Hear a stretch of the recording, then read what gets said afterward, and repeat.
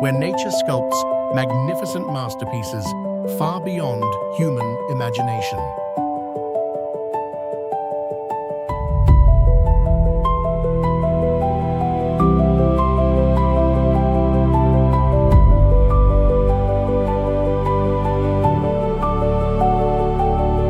And precarious pathways winding through breathtaking abysses.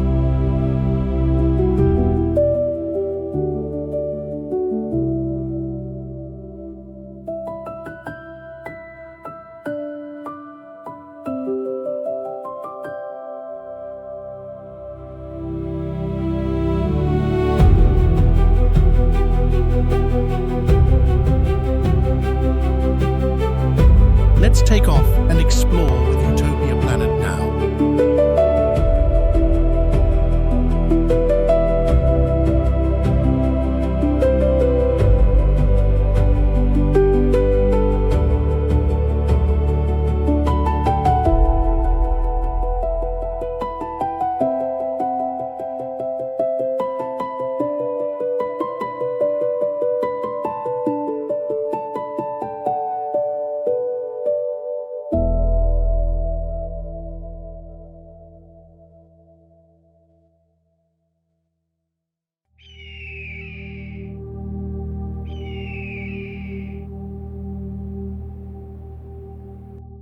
Long before it became a place of worship, this mountain was already a monument of time.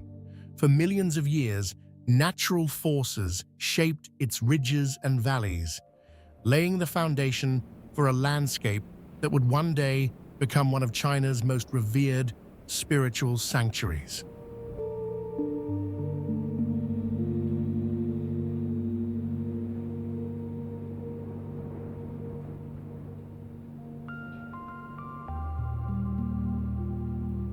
Nanyue Hengshan in Hunan Province forms one of China's 5 sacred peaks, a great ridge of ancient stone shaped by more than 150 million years of tectonic uplift and relentless erosion.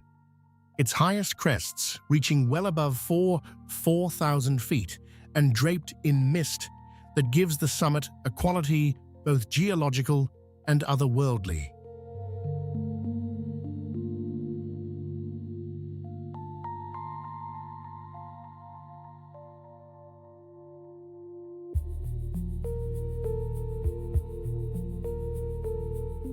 What deepens Hengshan further is the sacred architecture woven into its slopes, more than 200 temples and shrines scattered across the mountain, forming one of the most spiritually dense mountain landscapes in all of China.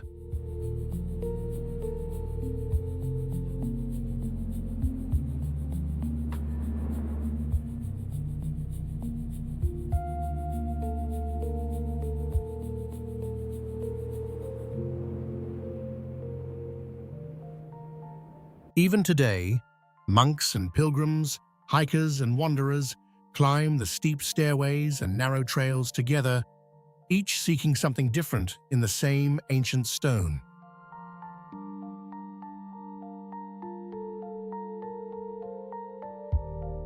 When winter arrives, snow and frost settle quietly over the temple rooftops and pine branches, and the entire mountain becomes a sanctuary of white stillness, silent, suspended, and unmistakably alive.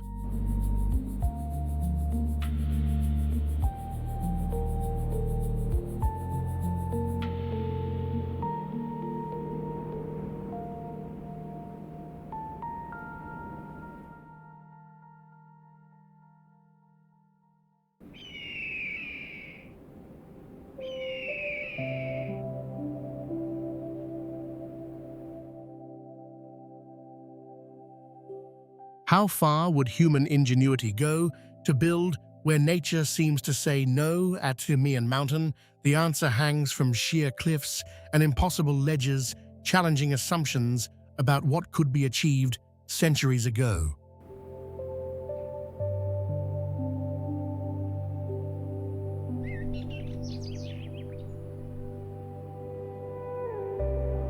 Mian Mountain rises more than 6,000 feet above Shaanxi Province, Its limestone cliffs, shaped by over 200 million years of geological formation, carved naturally into broad rock ledges and deep overhanging shelves that seem to forbid any structure from taking hold.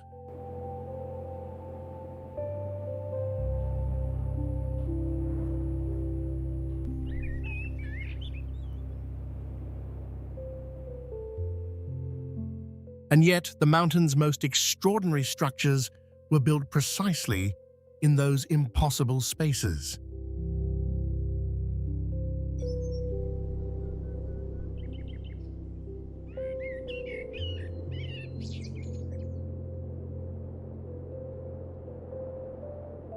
Cantilevered temple complexes hang from the cliff face, their foundations engineered through a technique of driving massive timber beams deep into crevices in the rock, then extending outward into open air to support platforms that float hundreds of feet above the valley floor.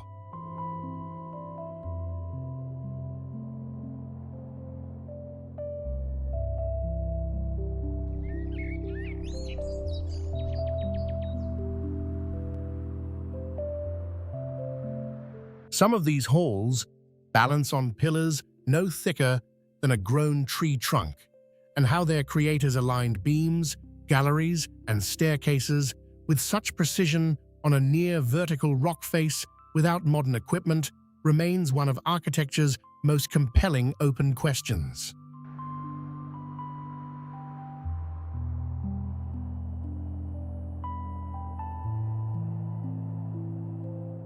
Walking the mountain's winding stone paths and aerial walkways today, visitors pass murals, carvings, and ancient inscriptions preserved by the mountain's dry microclimate, each one a fragment of the layered world that forms here, where architecture and geology have become inseparable.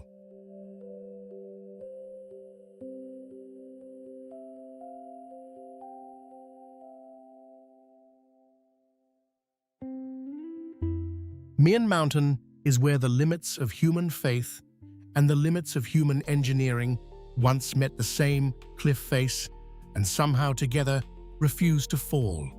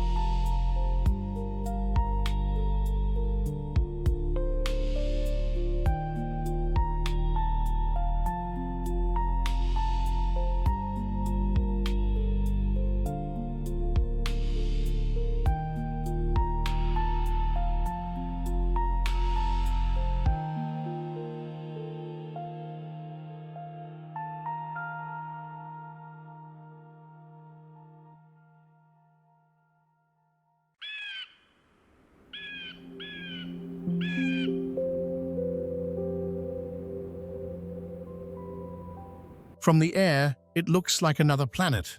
On the ground, it feels like the beginning of the world.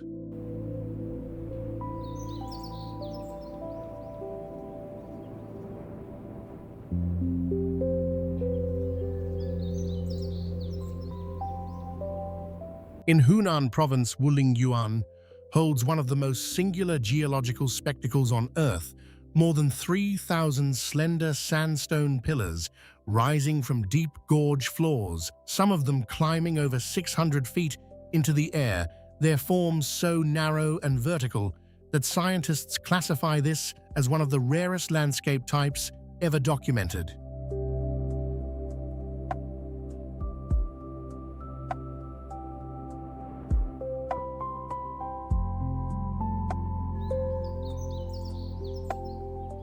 structure rising from the valleys below wraps the pillars in a nearly constant drift of mist, a living veil that shifts with the wind and transforms the landscape from one hour to the next, now dissolving everything into soft, grey abstraction, now parting to reveal lines of stone that seem suspended between earth and cloud.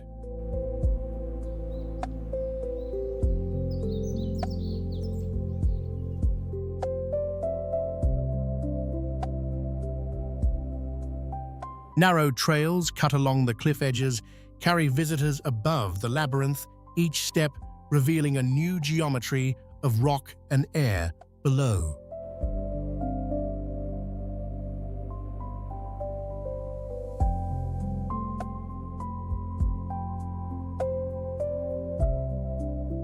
Near the summit of one of the tallest formations, a small pavilion stands in perfect stillness.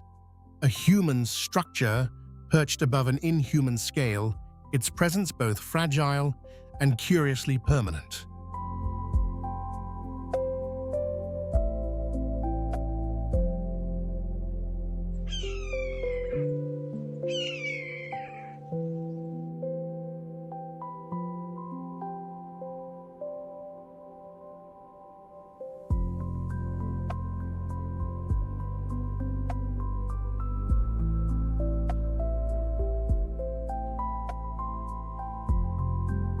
Wulingyuan is where the natural world reaches its most extreme and most poetic expression, a place that does not merely impress, but quietly dissolves the boundary between what is real and what the imagination quietly insists cannot be.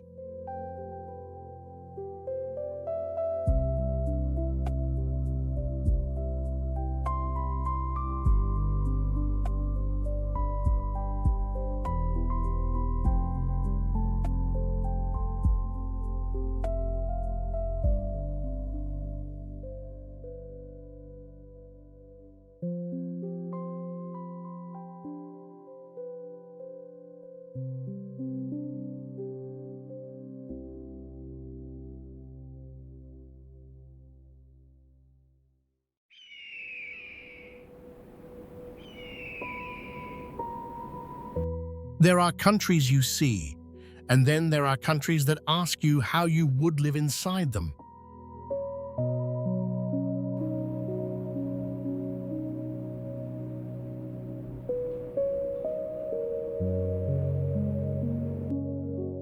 Switzerland is the second kind.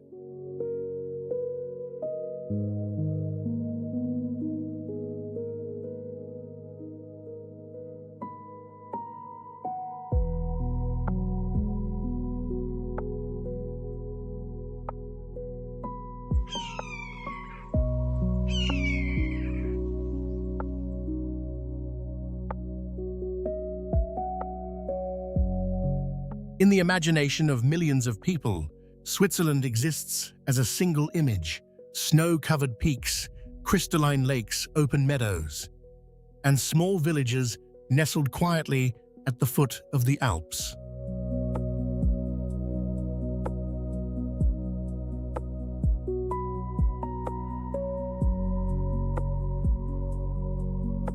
Positioned at the heart of Europe and sharing borders with Germany, France, Italy, Austria, and Liechtenstein, this is a small country into which nature seems to have poured every resource at its disposal.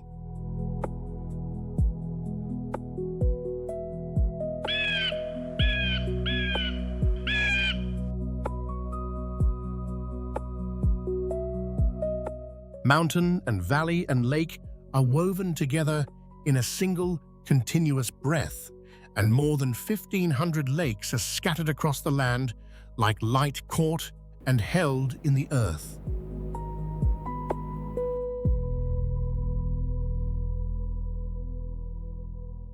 In Switzerland, geography is not merely a map, it is the heartbeat of the life lived above it.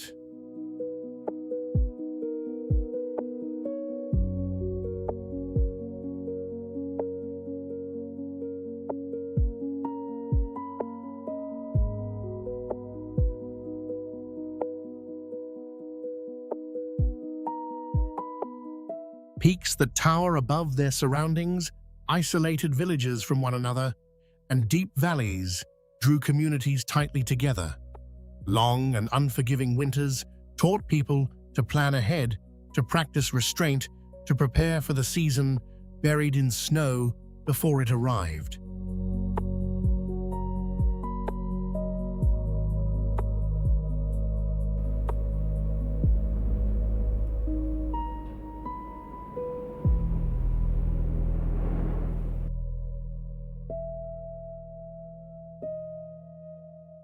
To understand the Swiss, one must first understand the way they chose not to resist the mountain, but to live alongside it.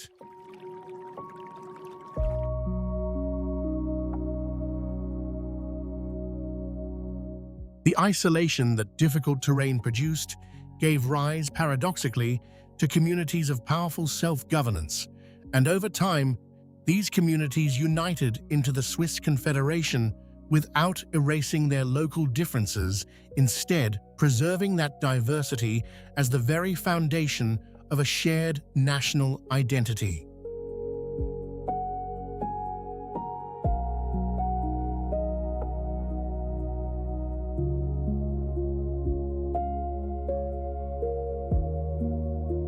Switzerland today is simultaneously modern and deeply traditional.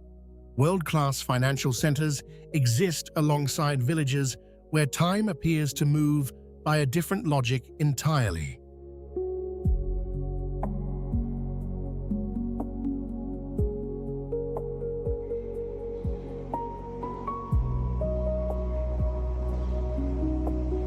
Four official languages, German, French, Italian, and Romansh, reflect a country where each region carries its own color and character while remaining connected by a single shared spirit order, quiet respect for community, and reverence for the natural world.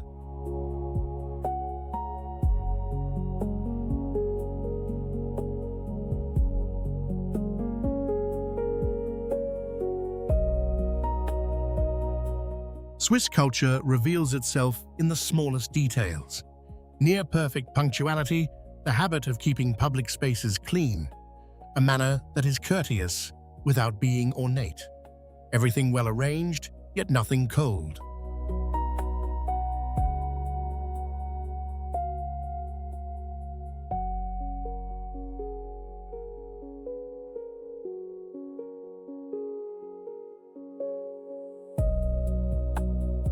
In fact, the deeper you go into the mountains, the warmer Switzerland becomes more intimate, more honest, more itself.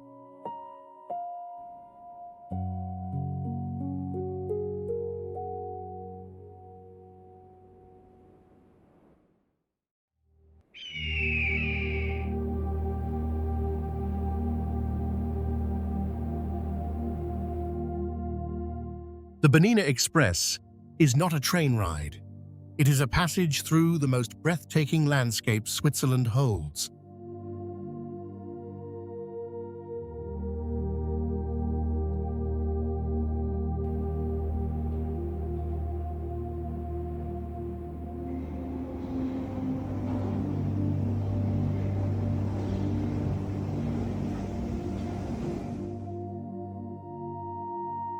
Climbing through the Swiss Alps, snow-covered peaks, emerald lakes, and villages of quiet perfection continue without interruption beyond the window. The view from the Oberalp Pass, at 2,253 meters above sea level, is so complete it edges toward the unreal.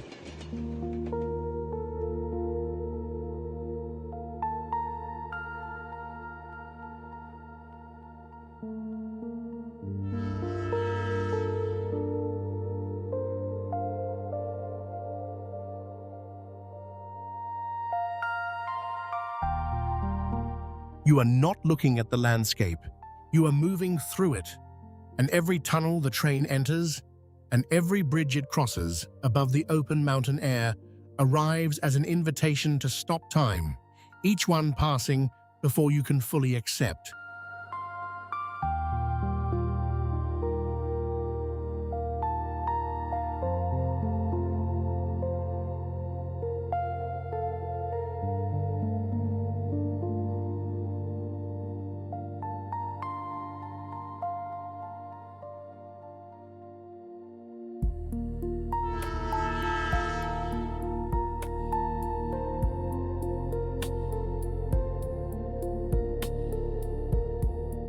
The Bernina Express is not a journey from one point to another. It is a slow, deep immersion in one of the most beautiful places on this planet, a journey that does not release you when it ends.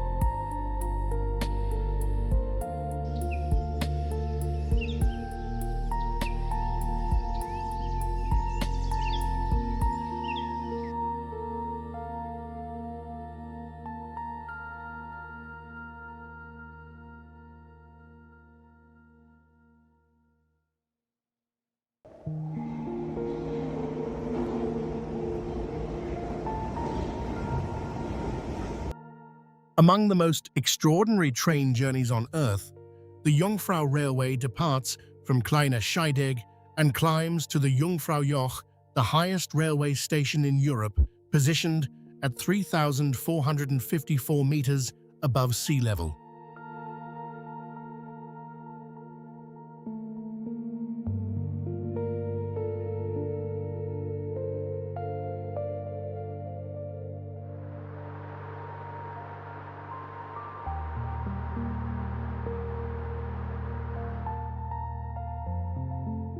Arriving at the Jungfraujoch, a world of permanent snow and ice receives you.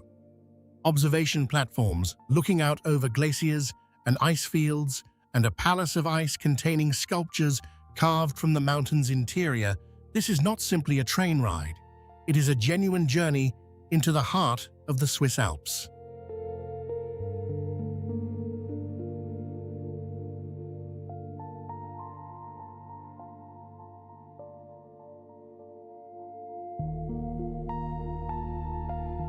The view from the highest point in Europe. The only question is whether you are ready to go up and see it for yourself.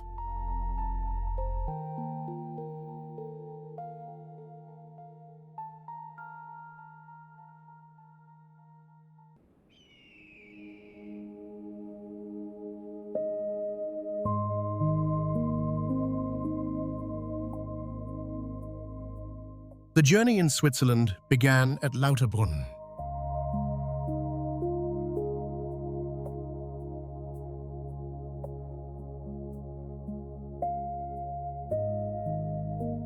Moving away from the crowded city and into the heart of the Alps, the landscape shifted gradually. Space widened, mountains began to emerge, and the air cooled degree by degree.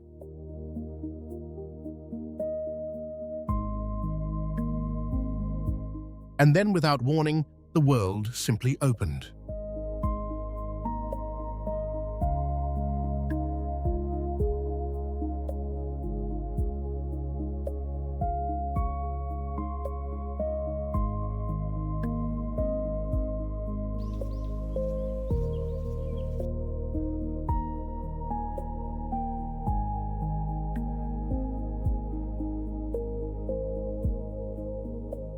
Between two enormous cliff walls, Lauterbrunnen appeared still deeply green and possessed of a beauty that removed the need for words.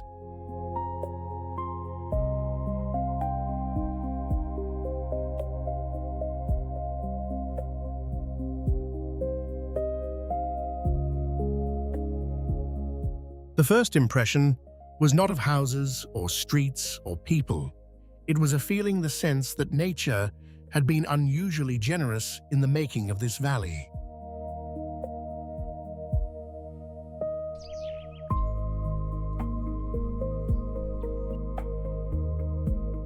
On both sides, walls of rock rise in near vertical plains, and below them, a soft green floor of meadow unfolds. Small wooden houses, clean paths and waterfalls descending from great heights, as though the sky itself had chosen to travel downward in the form of water.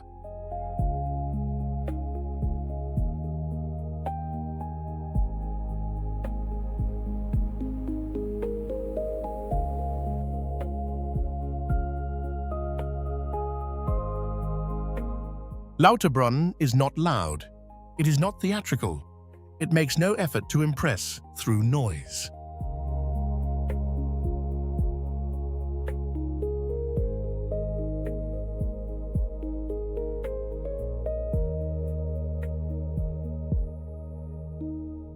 But it is precisely that quiet that makes everything within it more vivid. The wind carries more sharpness, the water sounds more clear, and even footsteps on a small path arrive with unusual clarity.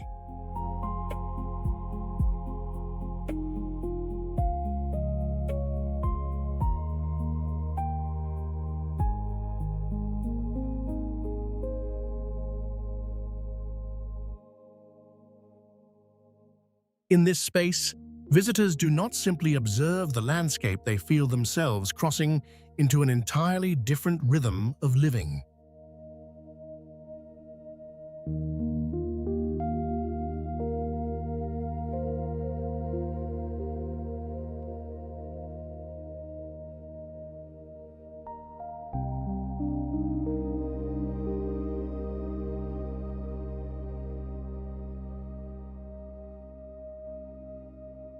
The people of Lauterbrunnen do not live apart from the scenery. They live within it. The village does not attempt to dominate the natural surroundings it shelters beneath them.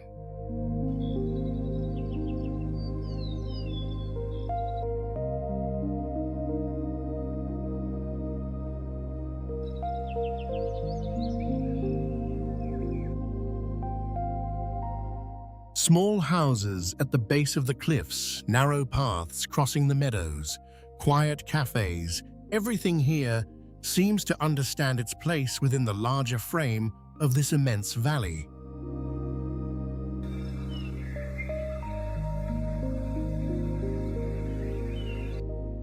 Nature is always the subject. The human presence is measured and calm, and the people who remain here appear to have learned over time how not to disturb the equilibrium.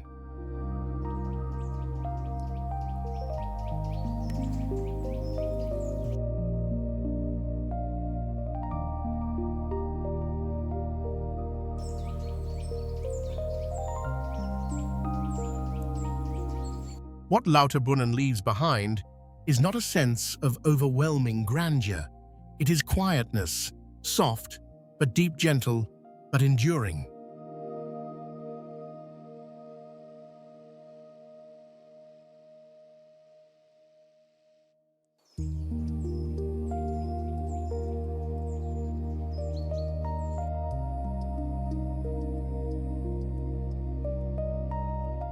The sound of water-wooden houses, green meadow, and the memory that human beings are capable of living in perfect harmony with the natural world.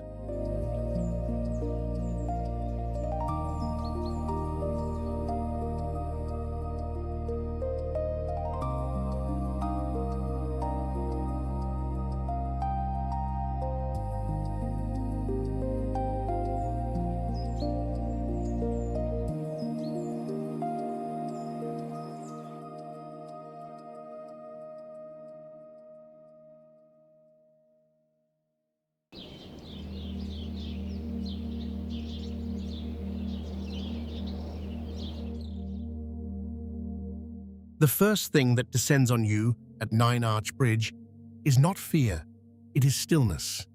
And then the train arrives, and that stillness becomes something else entirely.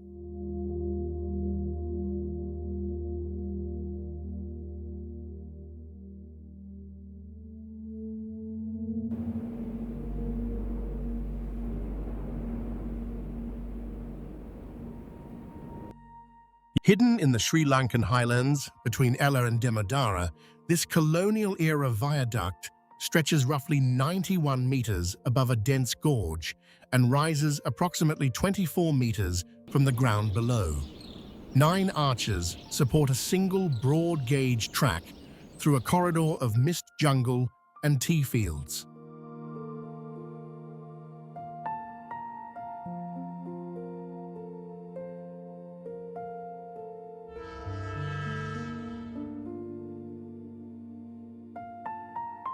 Built not from iron and steel, but from stone, brick and cement, this structure does not look as though it forces itself upon the earth beneath it. It looks as though the hillsides quietly absorbed it long ago, and the bridge simply became part of what was always there.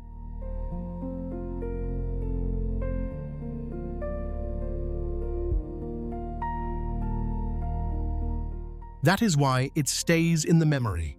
Not the noise, not the speed, but the strange and particular stillness of a railway viaduct that is far too graceful for its degree of exposure.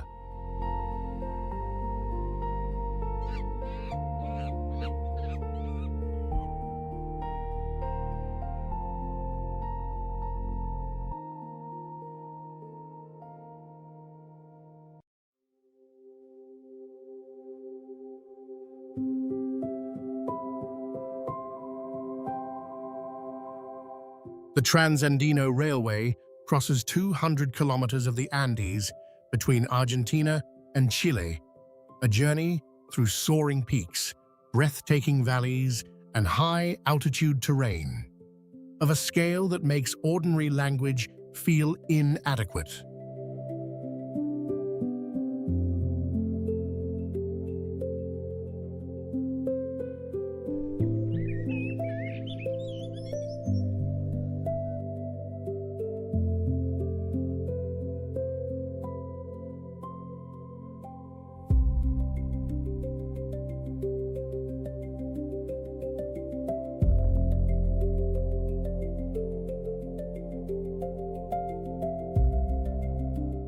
Through tunnels and across bridges and a long track laid at the very edge of cliff faces, snow-covered summits and rivers cutting through the earth below alternate in continuous panorama. Originally constructed to carry trade between two nations, this railway now offers travelers a way of experiencing the beauty of the Andes that no other form of transport can replicate.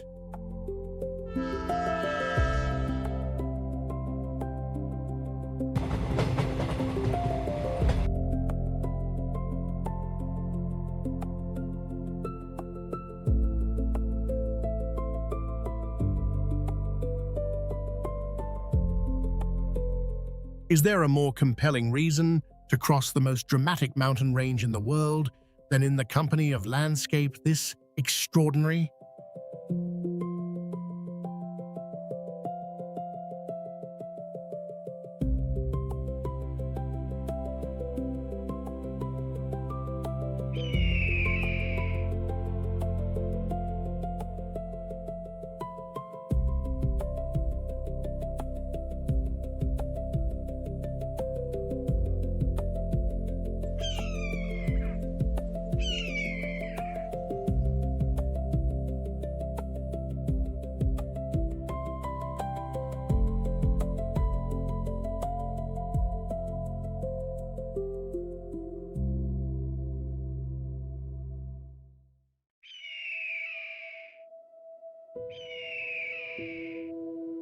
Leaving Lauterbrunnen was not a departure from beauty.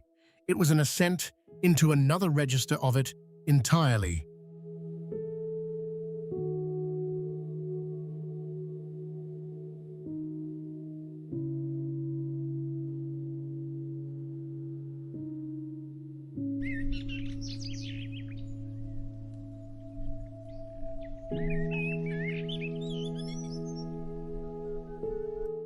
The path toward Wengen felt like walking slowly upward onto a vast balcony from which the whole of the Alps could be seen spread below.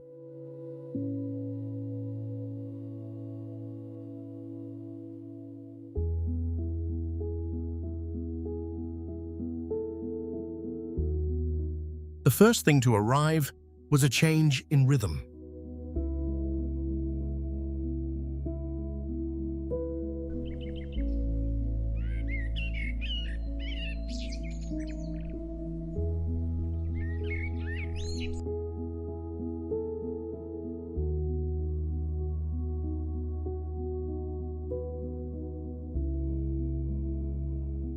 No engine sound, no hurried movement of vehicles, only the sound of the mountain railway wind crossing the slope and unhurried footsteps along small path.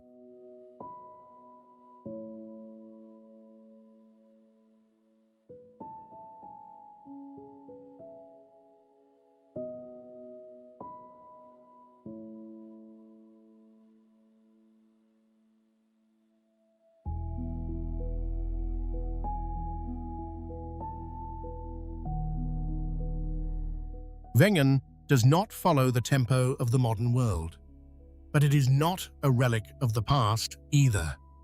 Comfort, precision, hospitality, and attentive service are all present here.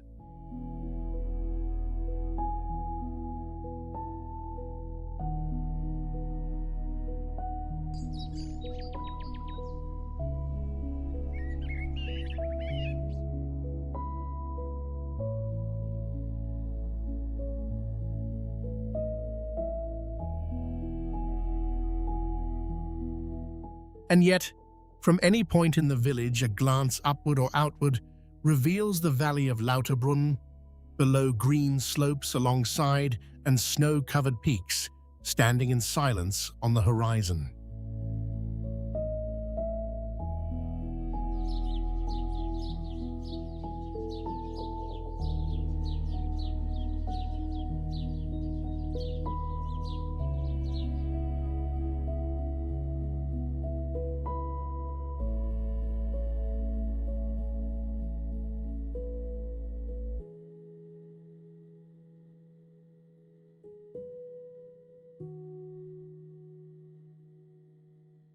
To live at this altitude demands adaptation across every dimension: movement, the transport of supplies, the maintenance of daily life, the management of the tourist seasons. In a landscape this delicate, the people here appear to have understood that carelessness is not affordable.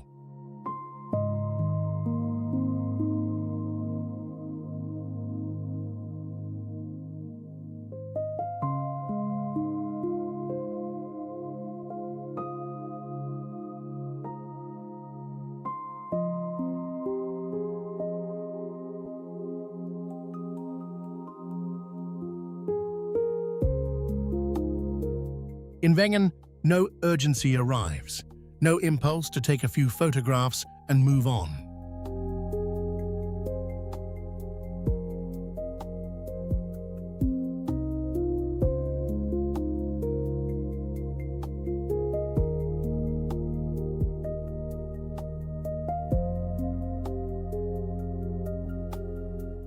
Sitting in a small courtyard and watching the afternoon light descend slowly across a distant summit carries in that moment the feeling that nothing further is needed.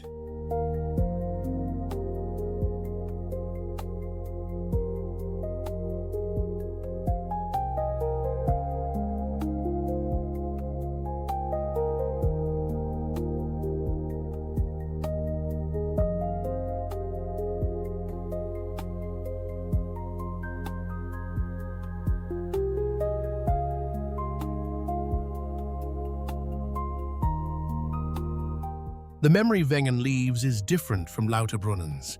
It is the quiet of altitude, the clarity of the light, the openness of space, and a rhythm of life that makes the mind feel lighter.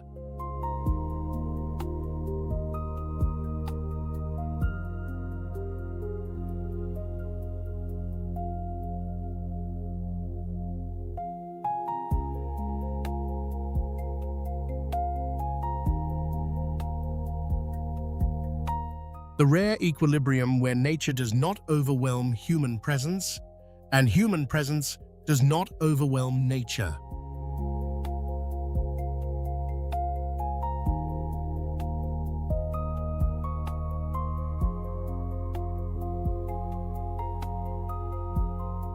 What remains when you leave Wengen is not the image of a small chalet. It is the sensation of having passed through a place where time follows a different logic than the one most of us have agreed to live by.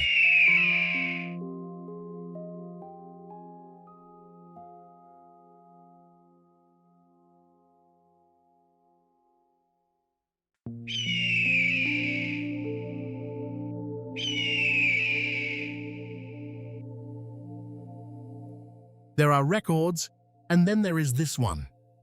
The Qinghai-Tibet Railway runs 1,956 kilometers from Xining to Lhasa, reaching an altitude of 5,072 meters, the highest point any railway on Earth has ever reached.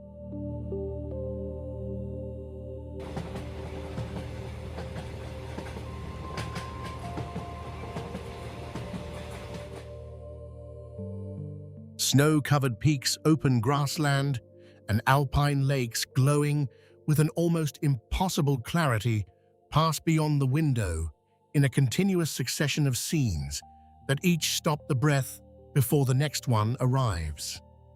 Completed in 2006, this railway is more than an engineering achievement. It is the economic artery connecting Tibet to mainland China, a structure with consequences that extend far beyond the journey itself.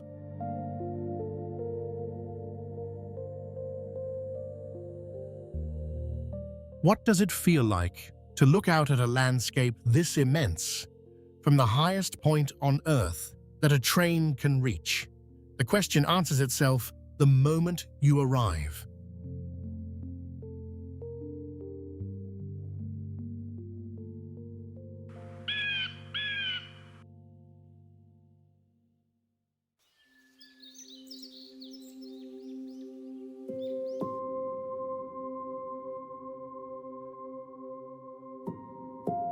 From Narvik in the Arctic Circle to Kiruna in Sweden, the Ofoten line covers 731 kilometers of Norwegian wilderness, from snow-covered peaks to the rough and magnificent fjords, the country's most elemental beauty visible from the front row.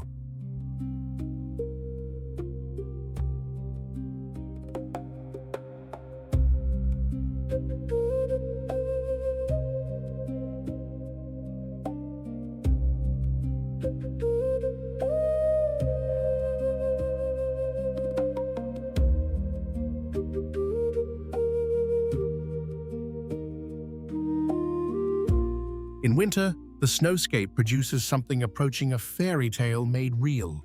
In summer, the midnight sun casts a light over the landscape that does not quite belong to any ordinary hour of the day. The Ofoten line is one of those journeys that belongs on a list not of places visited, but of experiences that change what you understand beauty to be.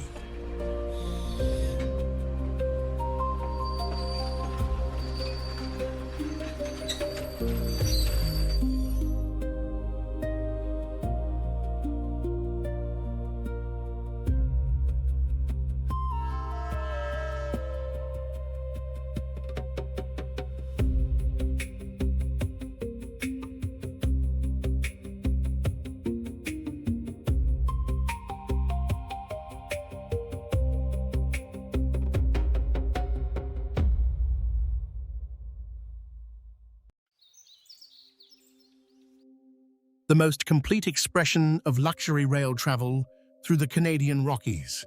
From Vancouver to Banff, or from Vancouver to Jasper, up to 750 kilometers of journey unfold with magnificent peaks, crystalline lakes, and ancient unbroken forest continuing beyond the window without end.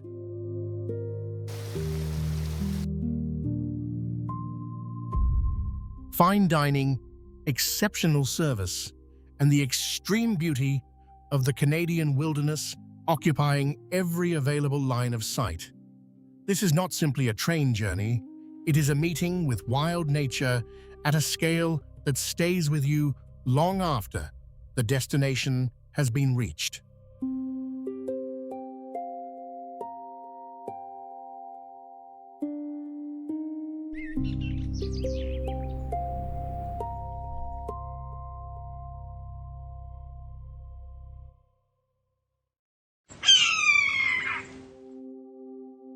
If Lauterbrunnen is a valley held firmly between its walls of rock, and Wengen is a quiet balcony surveying the world below, Grindelwald is an open door through which everything expands and comes alive.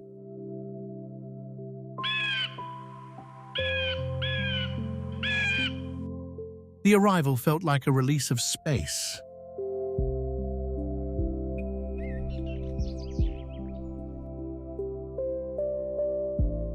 Meadows reaching outward in every direction, wooden houses scattered across the slopes, a winding road, following the contours of the hillside, and in the distance, snow-covered peaks, standing like a vast protective wall across the full width of the valley.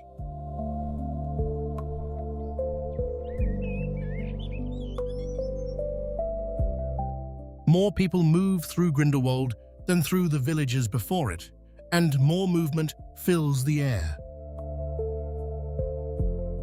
Yet somehow, within that greater activity, Grindelwald does not lose its balance. No sense of being overwhelmed, no intrusive noise. The particular Swiss quality of order, clean, clear, maintaining just enough distance from the natural landscape to protect it rather than consume it.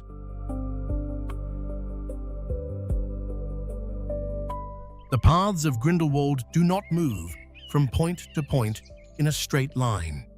They lead you to the same landscape from different angles across different light.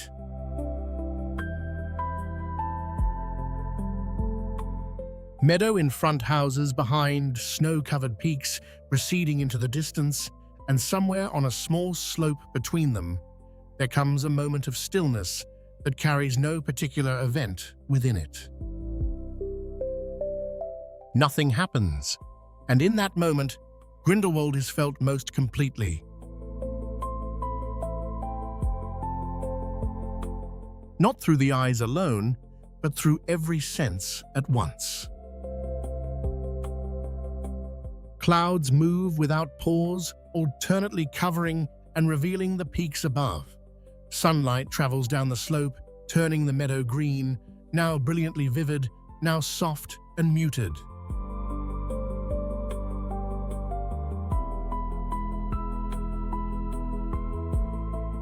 This continuous movement ensures that no two steps through Grindelwald are ever quite the same.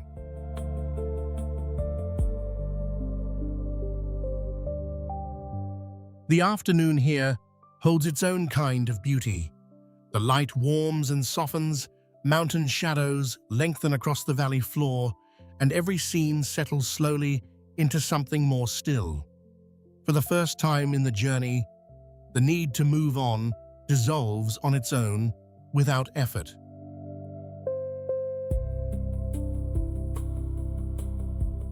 Grindelwald does not insist.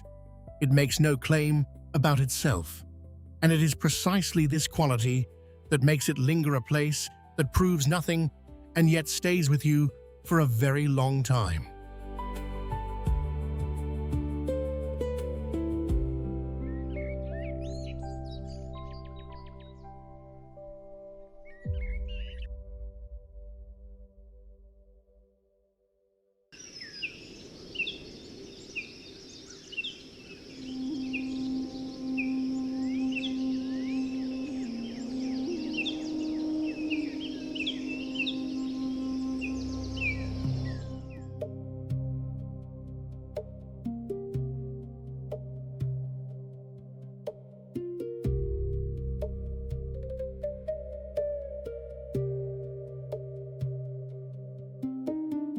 Set at the heart of Kyoto, the Sagano Scenic Railway winds alongside the Hozu River through dense forest mountain terrain and the traditional Japanese landscape as it changes with every season, drawing passengers completely into the world beyond the window.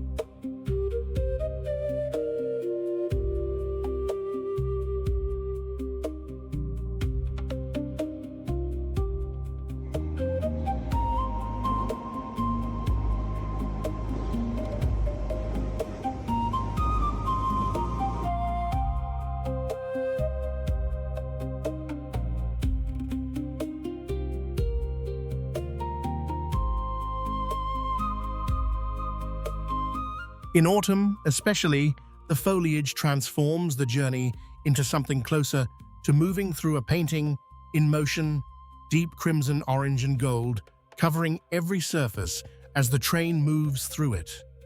This is not simply a form of transport. It is a rare opportunity to feel the essence of Japan moving through you as the landscape does.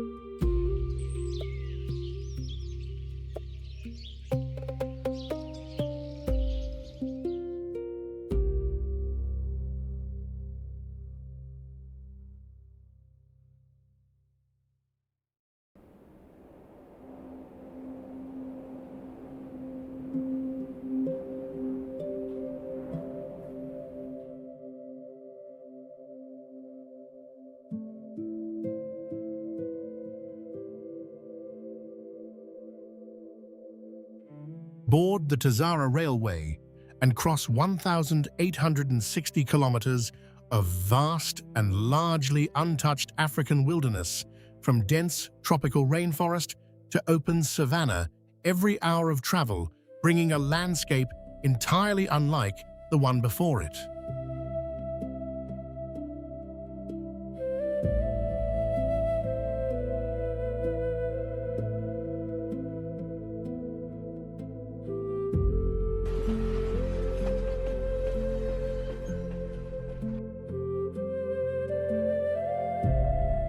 Passing through the Selous game, reserve elephants and lions may appear in the view beyond the window without warning or announcement. If there is a destination you have dreamed of reaching by this route, the journey itself will exceed whatever you imagined waiting at the end of it.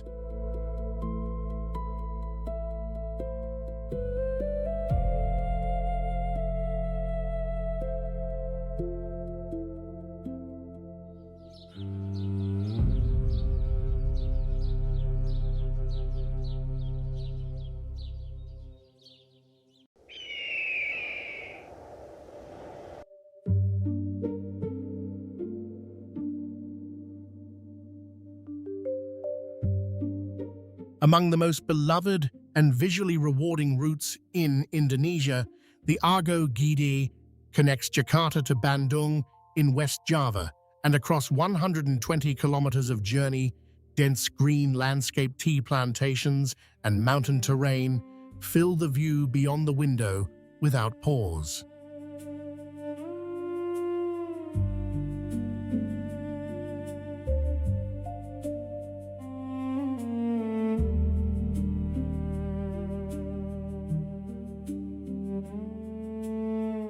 Fully air-conditioned carriages, attentive service, and the commanding presence of the Tangkuban Perahu volcano appearing in the distance.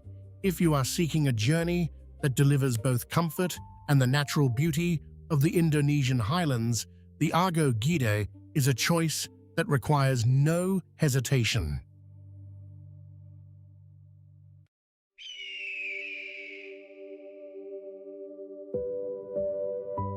Leaving Grindelwald, the landscape began to shift again.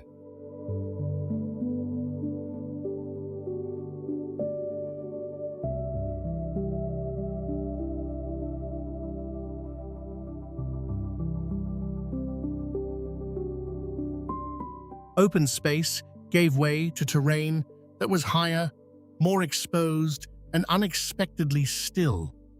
As the cable car climbed, the change was not simply one of altitude, it was a signal that the pace of life itself was about to slow to something close to its most essential.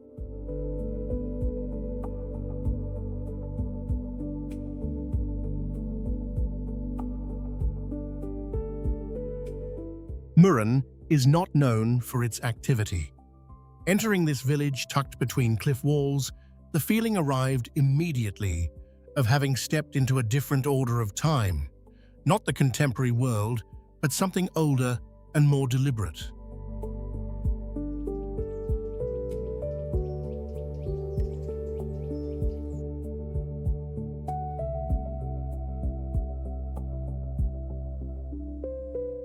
No sound of engines, no hurried movement.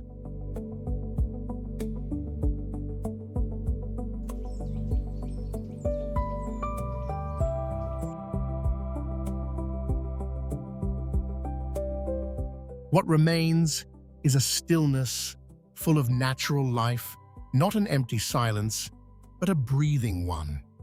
The sound of footsteps on a path, wind crossing over the mountain above, leaves shifting in the cool air.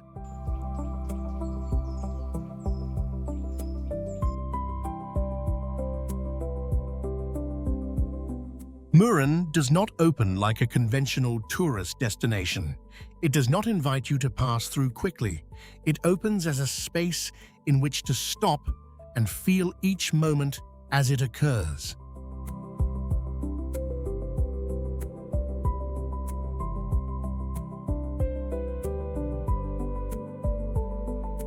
The cold here was different from other cold, clean and welcome, the kind that sharpens all the senses, making the small details of this quiet space audible in ways that softer weather does not permit.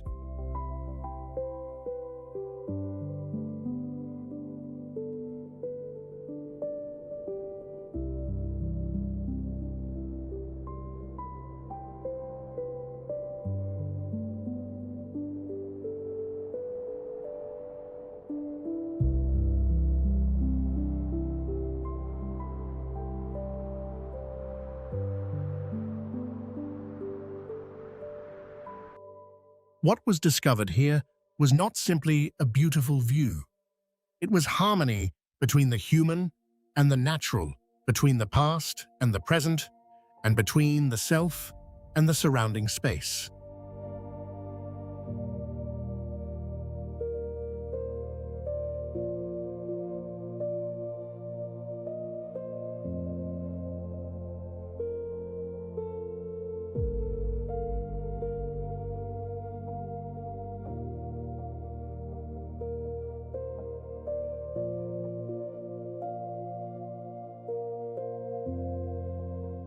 Murin may not be the most visually dramatic village for every traveler.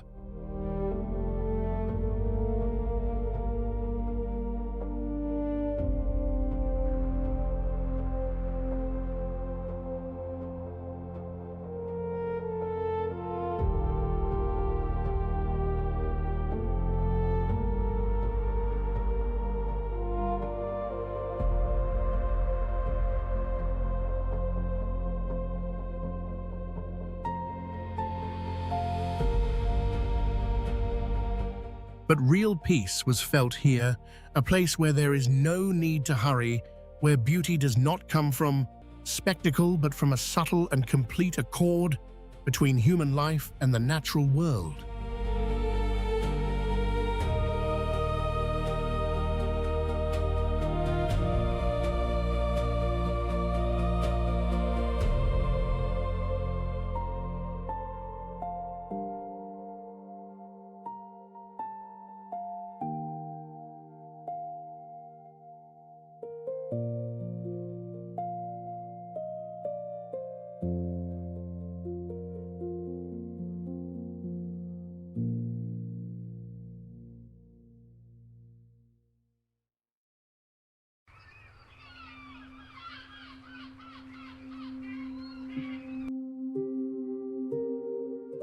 Set in Kyushu, Japan, the Aso Minami route covers 56 kilometers from Kagoshima toward the Aso region, a journey of rolling hills, rich farmland, and the commanding presence of one of the largest active volcanic craters in the world, filling the window as the train moves through.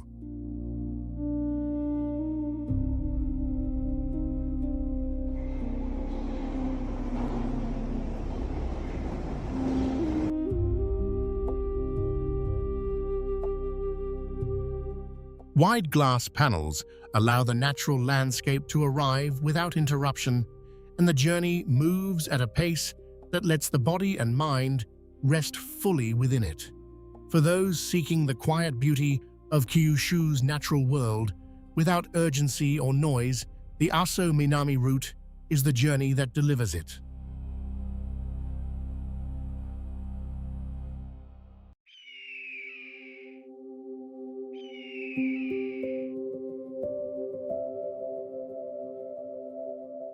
Running 760 kilometers along India's western coastline, from Mumbai to Mangalore, the Konkan Railway moves through dense forest, dramatic cliff face, and the Arabian Sea shoreline, the water appearing beyond the window, so close that the salt air feels almost present in the carriage. Bridge after bridge and tunnel after tunnel carry the line through the Western Ghats, each section opening into a new landscape before the previous one has finished arriving. The train moves at a pace that allows the coastal beauty to be fully absorbed rather than simply passed. Dramatic cliff or peaceful shoreline. In this beautiful journey, the question of which arrives first is one you will spend the entire ride answering for yourself.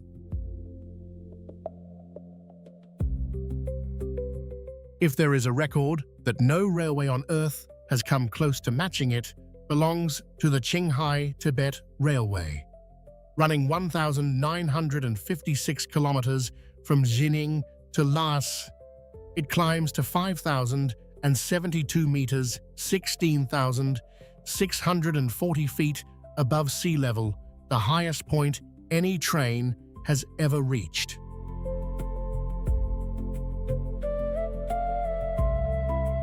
Snow-covered peaks, open grassland, and alpine lakes of extraordinary clarity pass beyond the window in a sequence of views that each stop the breath before the next one arrives.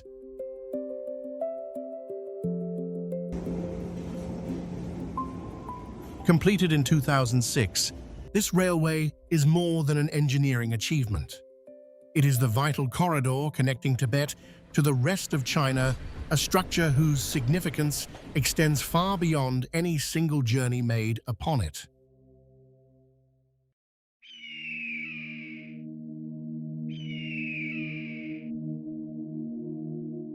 After 5 days of peaceful village travel, the journey moved into a completely new chapter.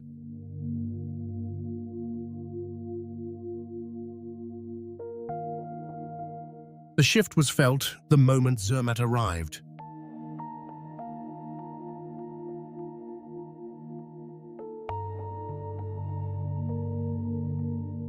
A place where every path leads toward a legendary peak, where the landscape is not only magnificent, but carries an invisible force that reduces everything in its proximity to a more accurate scale. And at the center of all of it, the Matterhorn.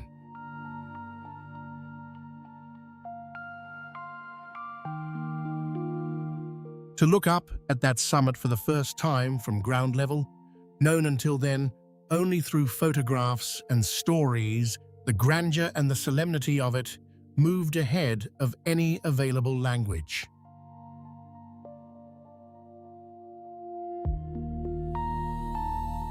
Zermatt was unlike any village visited before, a place where the human and the natural cannot be separated, where beauty comes not only from the landscape, but from the resilience of the people who have chosen to build their lives here.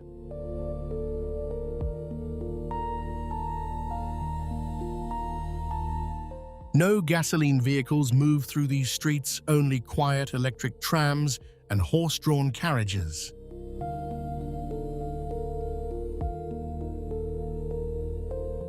The stillness this creates is not simply the absence of noise, it is the feeling that the space itself breathes differently here.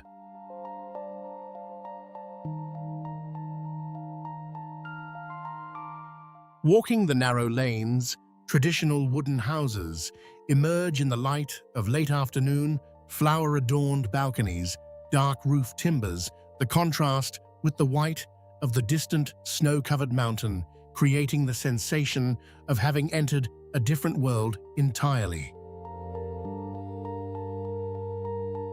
Standing beside a small cafe with a cup of warm coffee and looking out at the scene, people moving without urgency, without pressure, within a space saturated with the quiet magic of the natural world.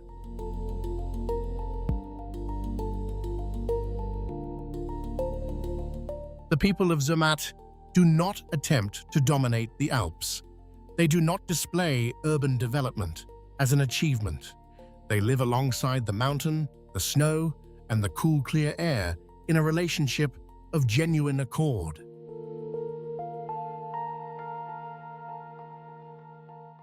As twilight settled and darkness descended, the Matterhorn remained exactly where it had always stood. The last light of day caught the snow on the upper slopes and held there briefly, and in that moment it became clear that what had been traversed was not a series of villages, but a sequence of spaces, sensations and moments that will not repeat themselves in quite the same form again.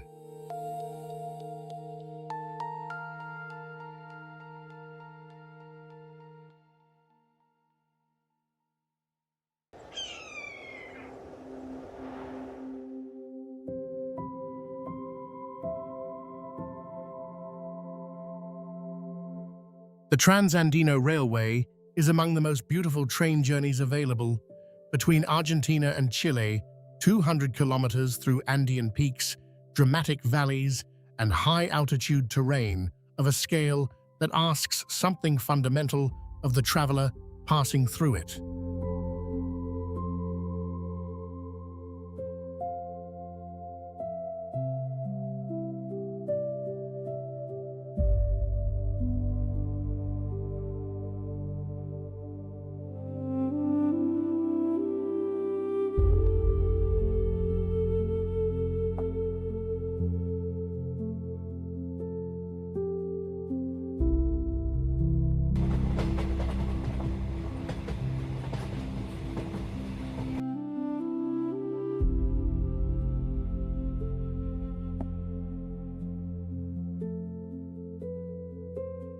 Tunnel after tunnel, bridge after bridge, track running along cliff edges, above rivers that divide the earth below snow-covered mountains, and flowing water in panorama from one end of the journey to the other.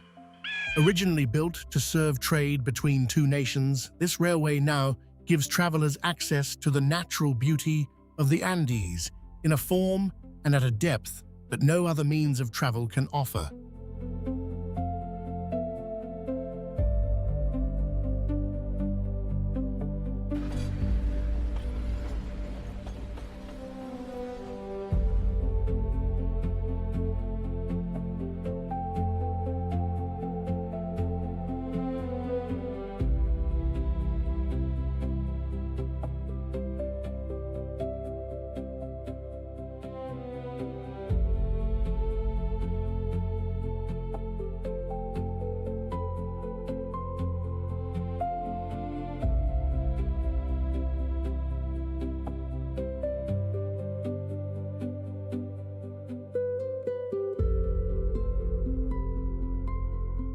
Is there any reason to resist crossing the most dramatic mountain terrain in the world, if this is how the crossing can be made?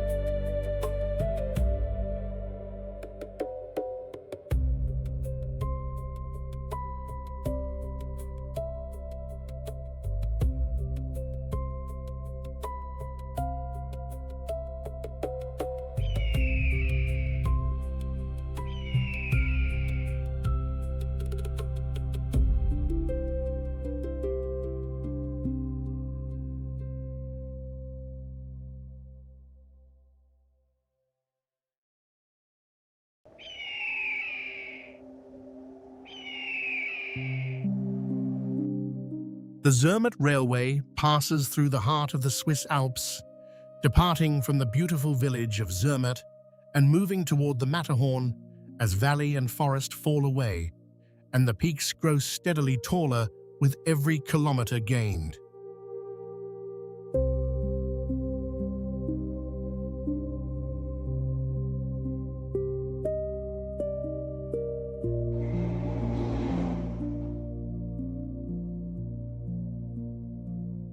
Through tunnels and across high bridges, the overwhelming landscape of the Swiss wilderness fills the window continuously, and reaching the summit at Gornergrat, a panorama of glaciers and snow-covered peaks completes the view on every side.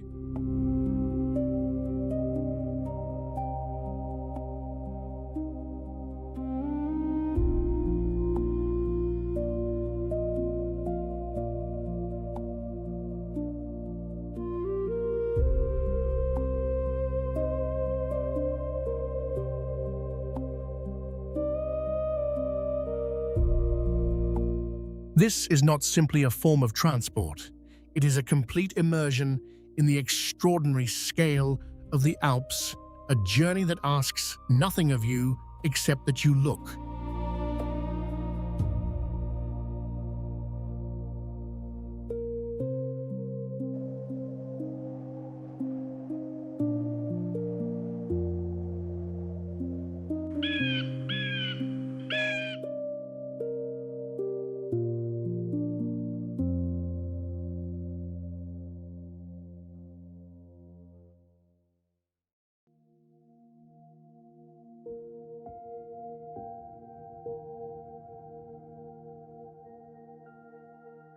If you find yourself in Thailand, the Maeklong Railway Market must be experienced directly. What unfolds here is almost too extraordinary to be believed until you witness it yourself.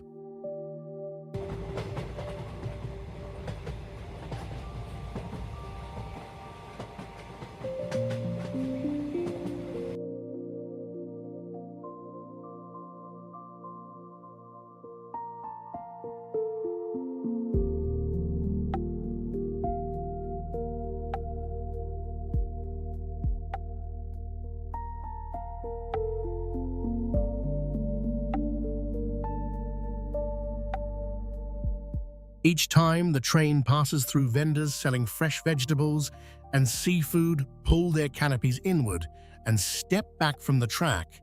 With practiced speed, the train clearing the displayed goods on either side by a matter of centimeters.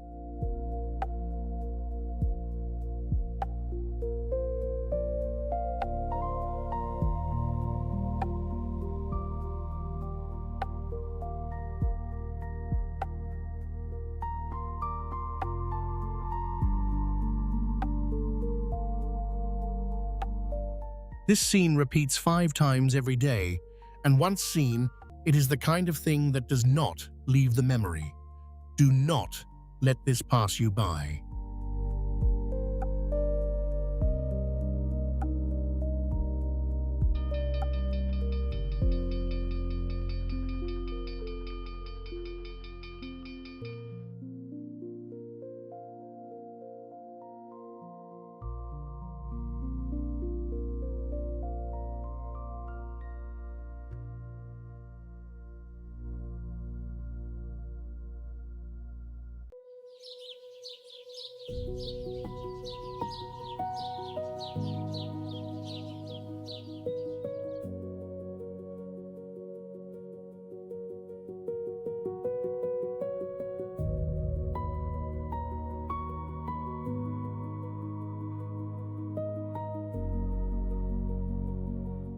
Millions of years before humans ever existed, Earth was already creating landscapes beyond imagination.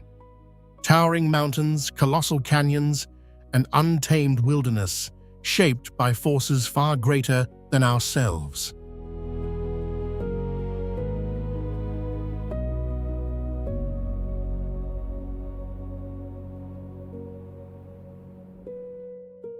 Some gorges plunge so deep that sunlight barely reaches the bottom.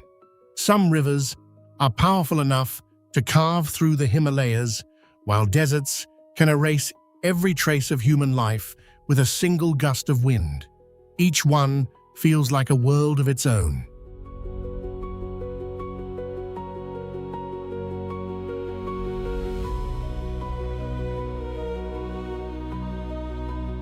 Forged by fire, ice, water, and the relentless movement of the earth, these landscapes are more than natural wonders.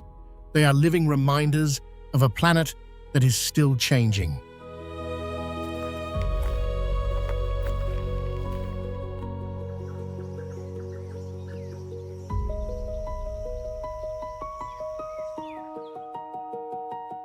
Now it's time to journey across some of the most extraordinary landscapes on Earth, places so vast, so powerful, and so unforgiving that they will forever change the way you see our planet.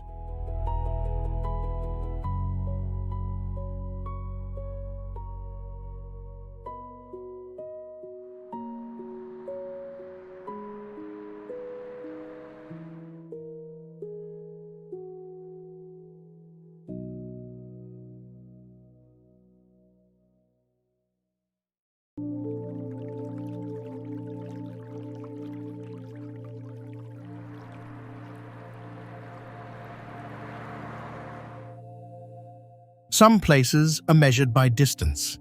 The Dadu River Canyon is measured by how quickly it makes humans feel insignificant.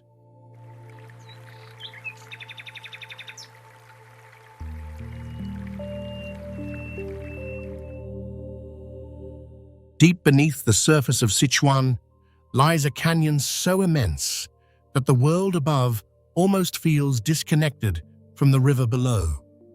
Its cliffs descend more than 8,500 feet, creating a vertical corridor where mountains rise like walls and the sky becomes a narrow strip of light.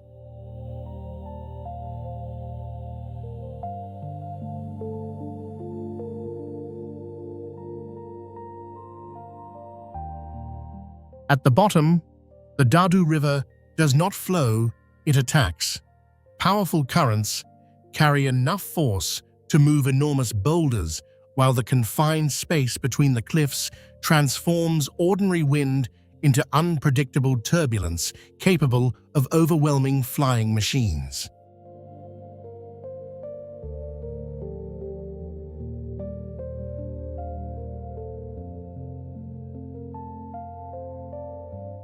The canyon creates an environment where even technology loses its advantage.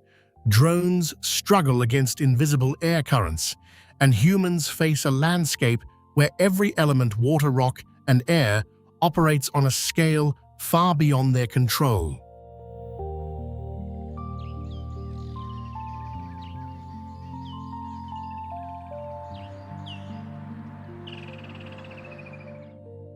The Dadu River Canyon is not frightening because it is empty. It is frightening because it is full of forces that were never designed for us.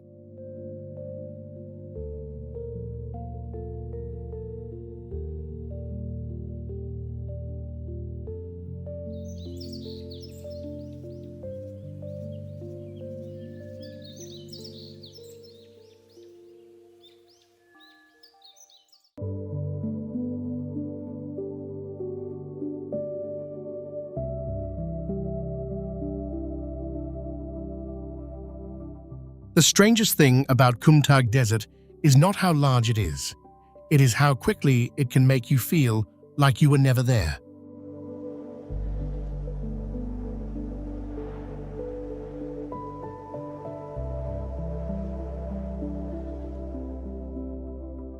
A single footprint appears on the sand, but the desert has already started removing it. Wind moves across the dunes like a giant eraser, rewriting the surface until every path, every mark, and every sign of human movement disappears.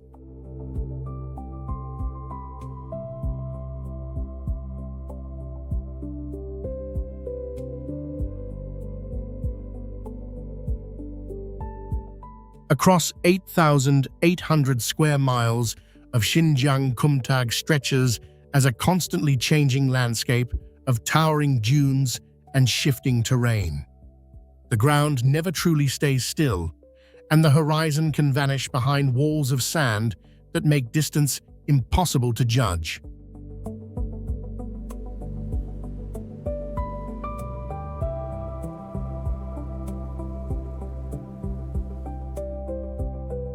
In this desert, the greatest danger is not something that attacks you. It is the slow collapse of certainty, the moment when you no longer know where you came from, where you are going, or whether the landscape around you has changed.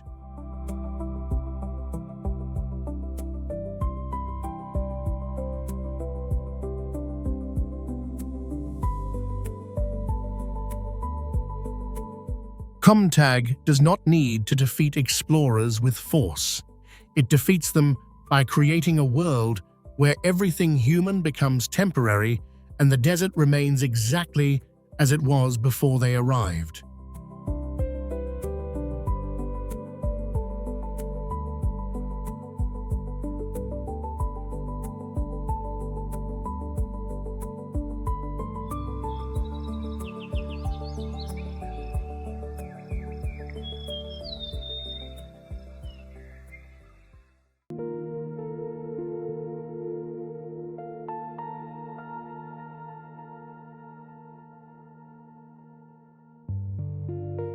"62 miles of red sandstone, shaped by the rupture of the Earth's crust, with an average peak elevation of 1,640 feet, and not a single drop of water or blade of grass anywhere in sight."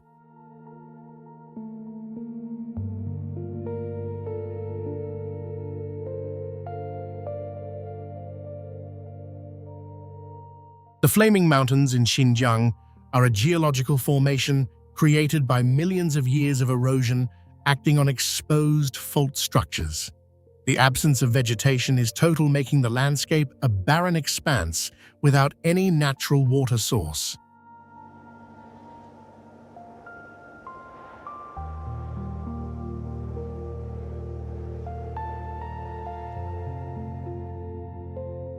The rugged surface features extremely dangerous steep cliffs, and the mountain range creates a massive natural barrier that has resisted human passage since the roots of the ancient Silk Road first attempted to cross it.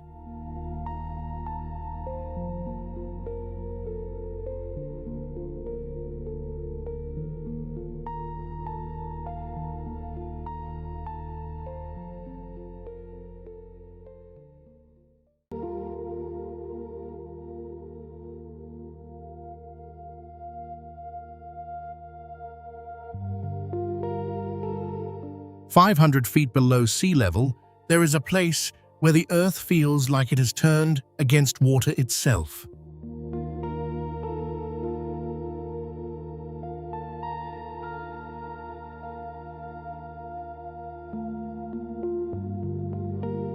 The Turpan Depression in Xinjiang is one of the lowest and driest landscapes in China. Surrounded by mountains and trapped beneath the scorching sun, this vast basin loses moisture almost as quickly as it receives it.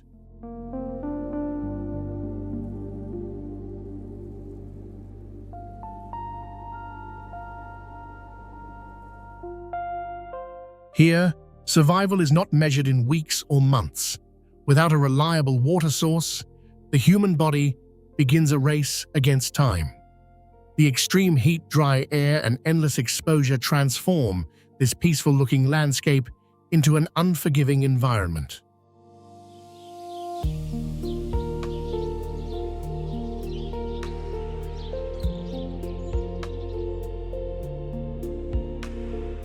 Yet this land was never truly empty.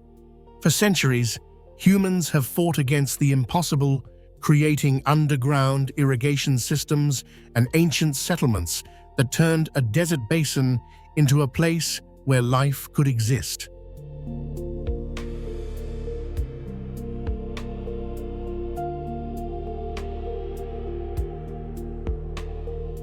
The Turpan Depression is a reminder that some of the harshest places on Earth are not defined by the absence of life. They are defined by how much effort life must spend to survive.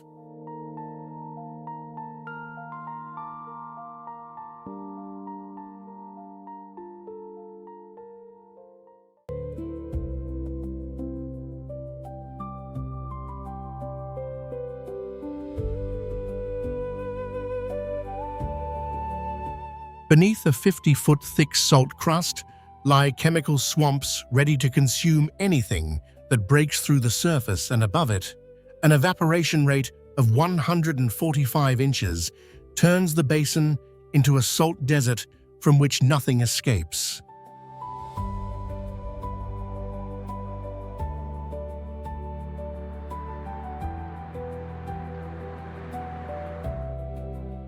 The Qaidam Basin on the Qinghai Tibet Plateau is the highest inland basin in the world. With an average elevation of 8,500 feet, the thin air places immense pressure on the human body, and the continuously deforming geological structures make the terrain incapable of sustaining permanent life.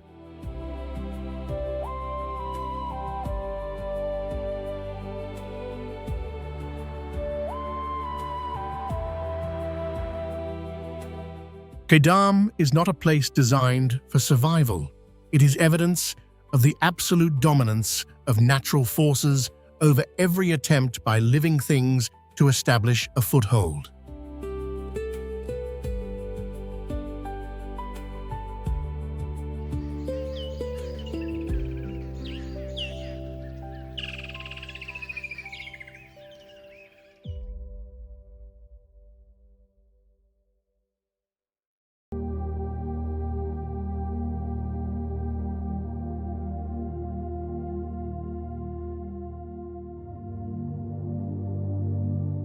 Navigation equipment is easily disrupted by magnetic components buried underground, and the labyrinth terrain covers an area so vast that the concept of being lost transitions from a problem into a permanent condition.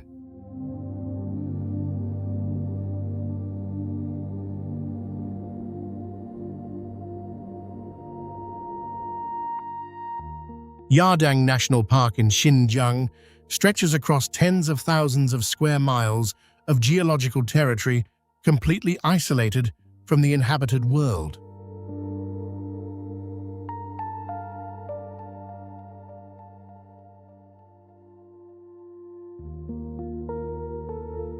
Rock formations reaching 80 feet expose sediment layers accumulated over millions of years. The absence of fresh water makes sustaining life here the most demanding challenge any expedition team can face.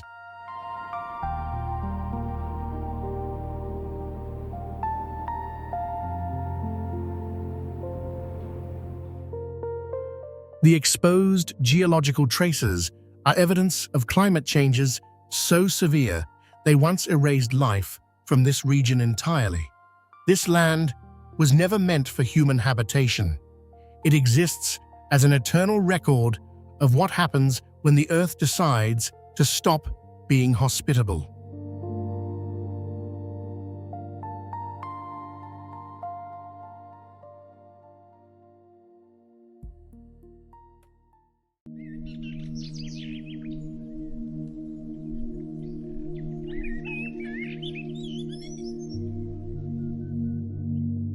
The Earth did not destroy this ocean. It simply waited long enough for it to disappear.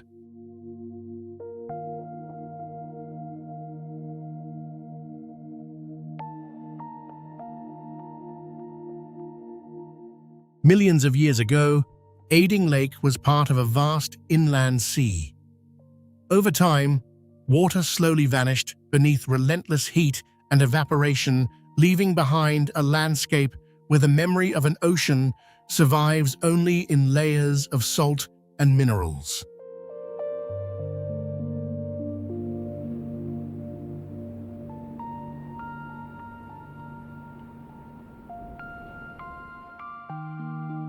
Today, this basin sits 58 feet below sea level, making it the lowest point in China. But instead of holding water, The land is covered by a hardened white crust, formed from the remains of what once flowed here.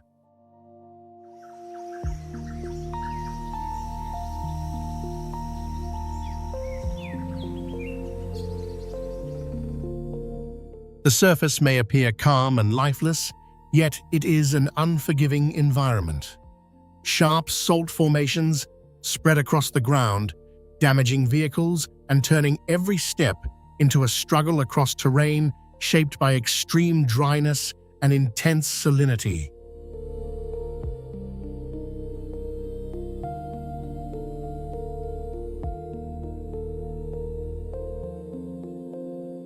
Ading Lake is not a place where nature lost. It is a place where nature completed a transformation, turning an ancient sea into a silent monument of time, heat, and disappearance.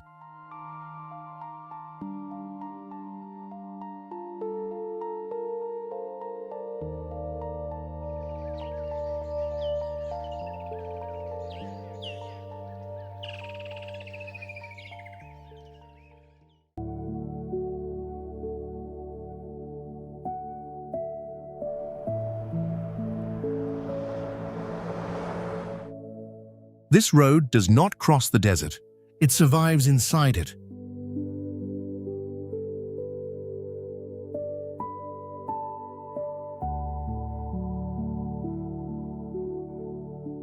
Stretching for more than 340 miles through one of the largest sand seas on Earth, the Tarim Desert Highway is a thin line of human ambition surrounded by a landscape that is constantly trying to erase it.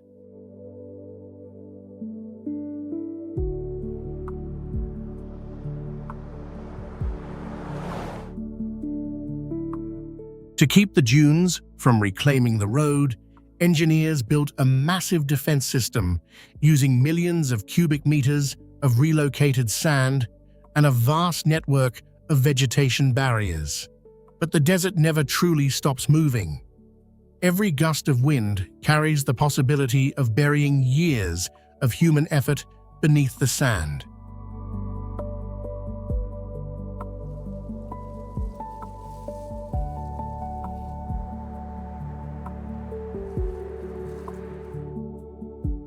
The highway was created to connect remote communities deep within Xinjiang's desert interior, but leaving the route means entering a world where direction disappears and the shifting terrain offers almost no forgiveness.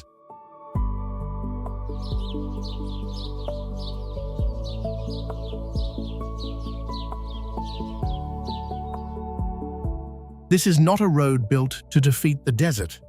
It is a road built on the understanding that the desert will always be stronger, and the only victory is keeping the path open for one more day.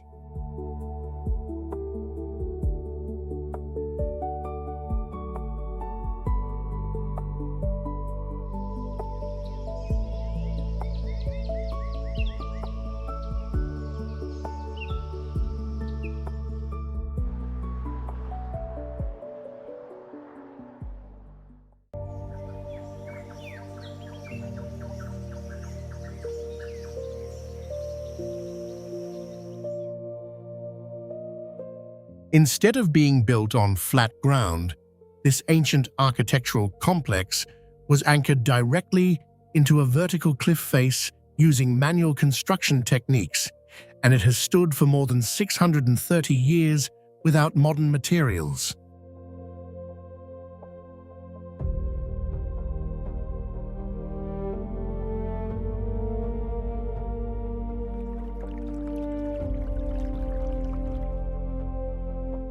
The Qinglong Cave Complex in Guizhou Province is perched more than 260 feet above the Wu River, spanning 226,000 square feet of cliff face. Transporting construction materials to this location was a life-and-death challenge for the craftsmen of the feudal era. The architecture has become a unique heritage site because of its ability to defy gravity on unstable karst terrain that most modern engineers would refuse to build upon.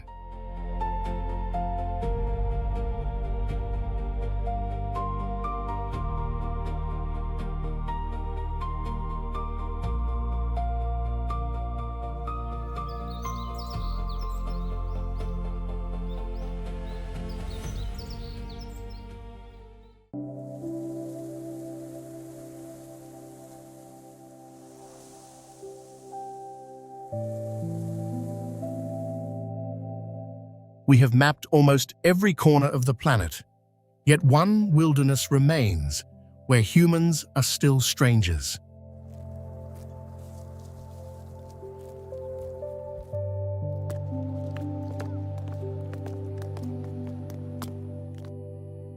Across more than 115,000 square miles of the Tibetan Plateau, Changtang stretches beyond the horizon as one of the largest untouched wilderness areas on Earth. Rising above 15,000 feet, this is a world of frozen winds, endless grasslands, and an emptiness so vast that human presence feels almost out of place.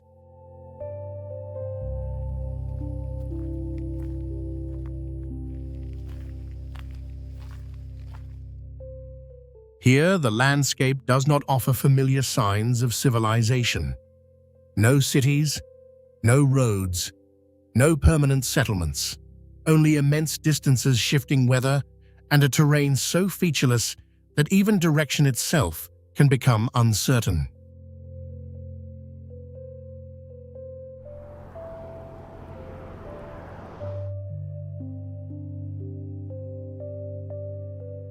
But this land is far from empty. It belongs to creatures built for a world where humans struggle to survive. Tibetan antelopes crossing endless plains, snow leopards moving through silent mountains, and countless species following ancient rhythms that existed long before our arrival.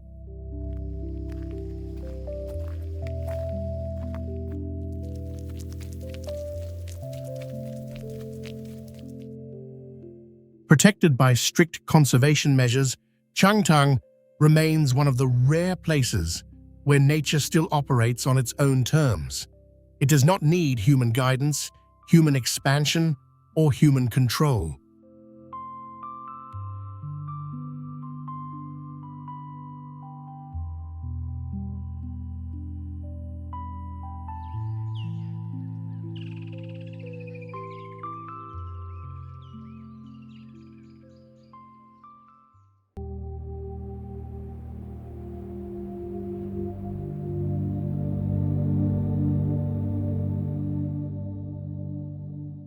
Deep beneath the mountains of Guizhou, there is a hidden world where sunlight has never reached and the map is still being written.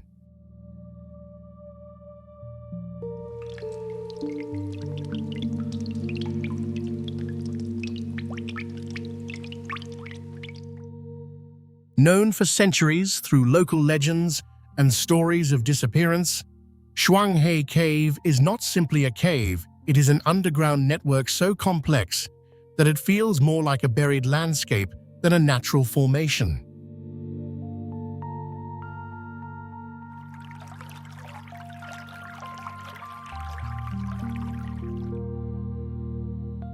Created by millions of years of groundwater carving through layers of limestone, the cave stretches into a maze of passages, chambers, underground rivers, and hidden corridors. Every level reveals a different environment, turning a single exploration into a journey through multiple worlds beneath the surface.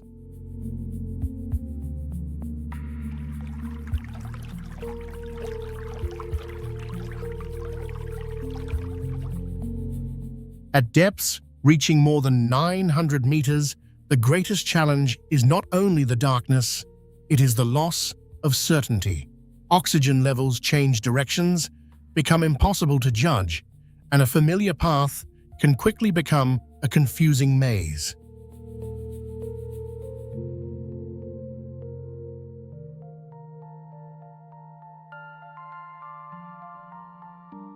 Shuanghe Cave is a place where the boundary between exploration and discovery disappears, because every expedition does not just enter the cave, it reveals a part of Earth that was waiting to be found.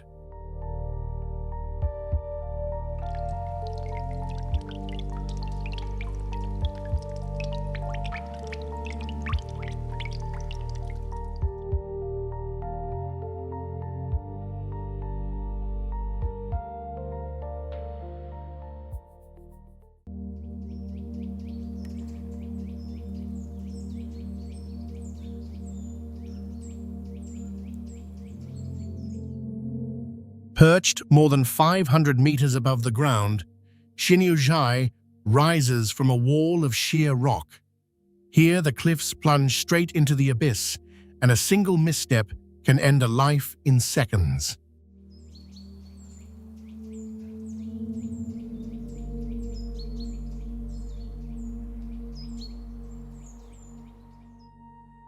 Centuries ago, these unforgiving peaks shielded a military fortress built during the Yuan dynasty. Soldiers carved defensive walls directly into the mountain, turning the landscape itself into a weapon.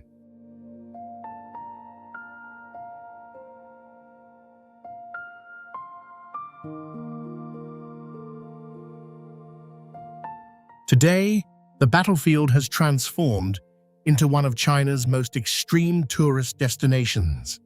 The same cliffs now support Asia's longest flying rope, drawing thrill-seekers from across the country to launch themselves over an open void.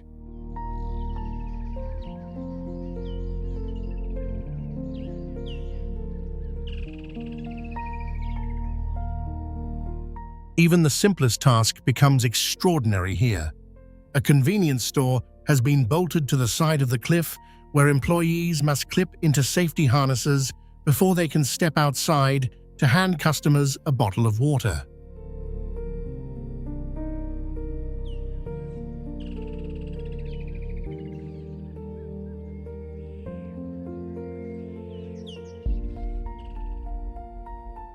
Xinyuzhai is a place where history and adrenaline collide. The mountain that once challenged invading armies now tests ordinary visitors, instead replacing the fear of battle with the equally powerful fear of falling.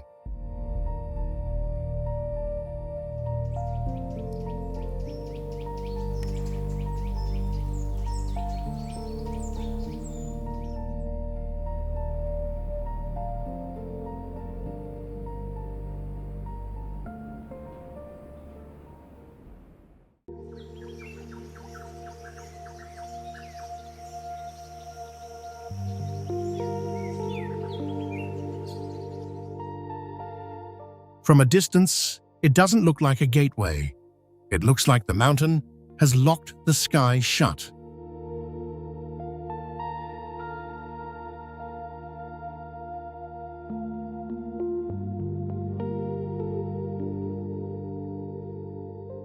Before anyone can stand beneath Nantian Gate, they must first conquer 666 stone steps and survive the infamous 18 twists, a relentless staircase that winds, climbs, and refuses to let up until the summit finally appears.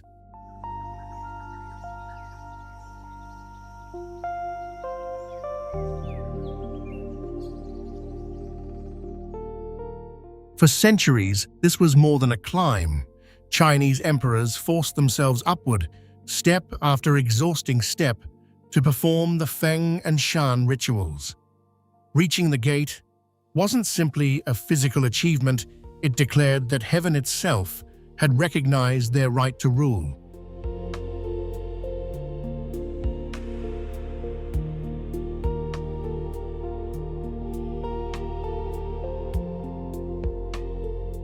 Then winter rewrites the mountain. Snow and ice seal every stair beneath a glass-like surface, stripping away what little grip remains. The pilgrimage no longer tests devotion alone. It demands balance, endurance, and the nerve to keep climbing when a single mistake could send you hurtling back down the mountain.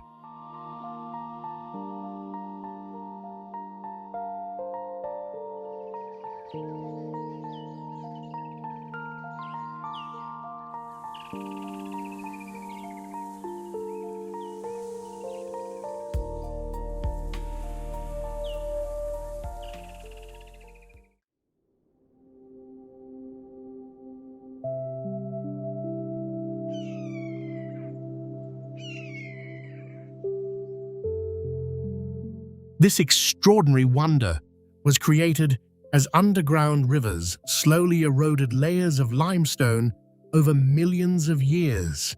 Then one day, the massive rock ceiling finally gave way, revealing a sinkhole more than 600 meters deep and forming one of the largest sinkholes ever discovered on Earth.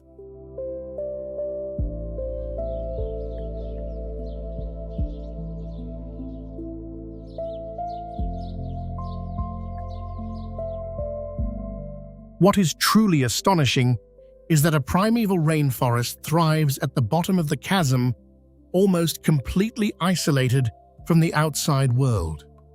Thousands of plant species flourish in this secluded environment, including rare ferns and orchids that are found almost nowhere else on the planet.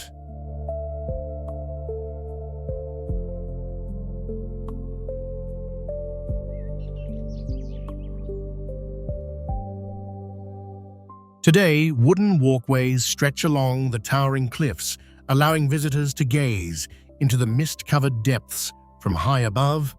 Shafts of sunlight pierce through the enormous opening, creating a landscape that is both breathtaking and mysterious, as if stepping into a forgotten world.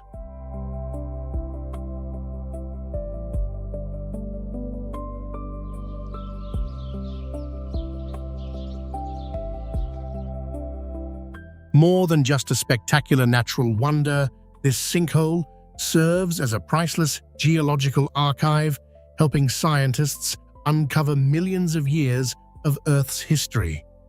At the same time, ongoing conservation efforts continue to protect its fragile ecosystem, ensuring that this hidden world beneath the surface remains a living testament to the extraordinary power of nature.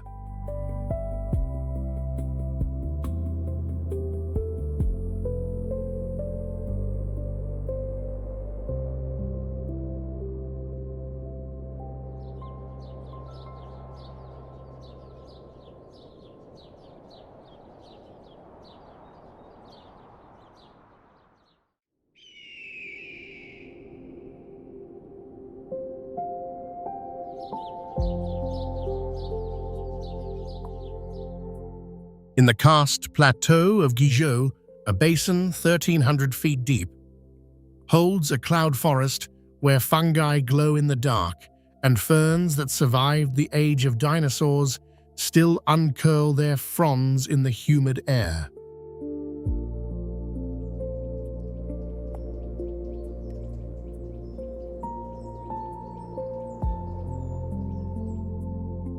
Lang Tiankang was sculpted 200 million years ago by acidic erosion, working patiently through limestone, and its creation is linked by seismic records to the same tectonic activity that formed the gorges of the Yangtze.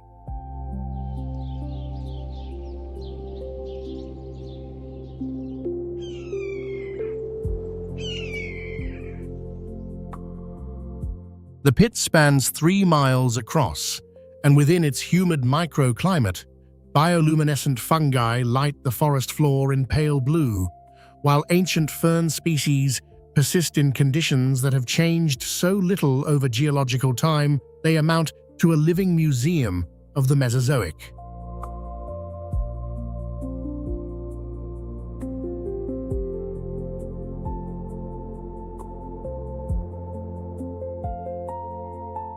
More than 500 insect species inhabit the basin, each one an evolutionary holdout that adapted to this sunken world, while the climate above shifted and changed without them.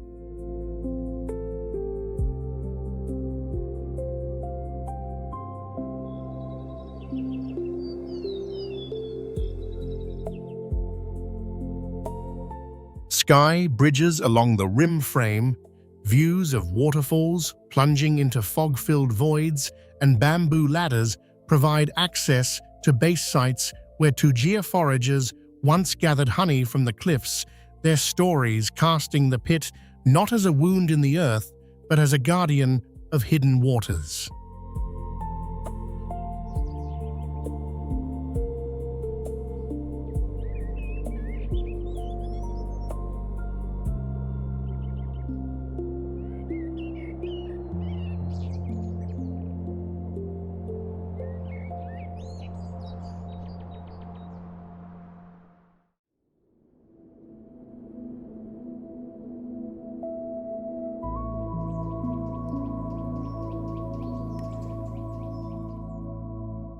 On the karst plateau of Guizhou, 12 massive earthen mounds rise more than 100 feet above the surrounding landscape.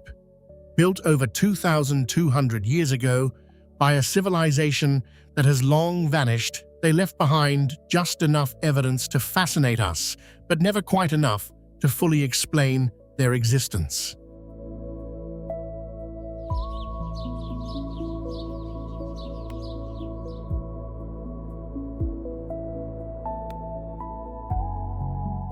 The Anlong pyramids were constructed around 200 BC by the Yilang people, serving as both astronomical observatories and burial sites. Their rammed earth construction was carefully engineered to withstand the frequent flooding of this karst region, demonstrating an understanding of hydraulic engineering that predates most written engineering traditions by centuries.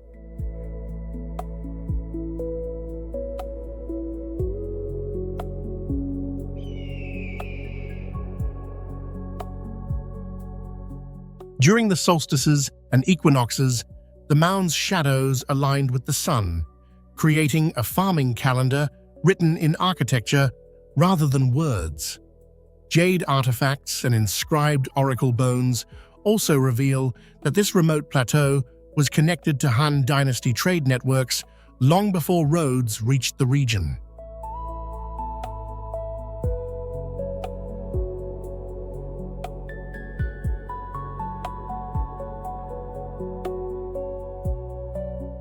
Vine-covered stone steps lead to the summits, where rainmaking rituals were once performed above the surrounding terraced fields. Even the stepped profiles of those fields mirror the shape of the mounds themselves, creating a remarkable harmony between the landscape and the structures.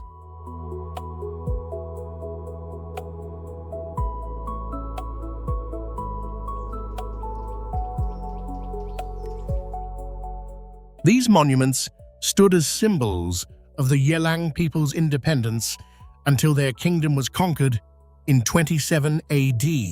Today, the Buyei people continue to maintain altars at the base of the pyramids, offering millet and preserving oral traditions of celestial rulers whose authority was measured not by the land they controlled, but by the movement of the stars.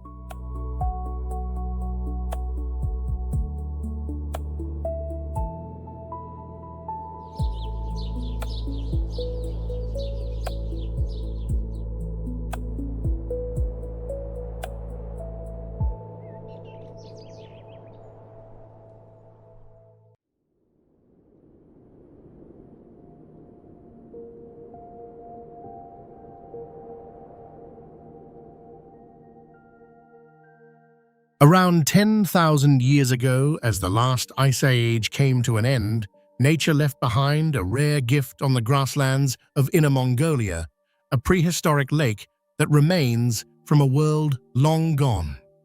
Even today, it continues to preserve a way of life that has changed little across the vast steppe.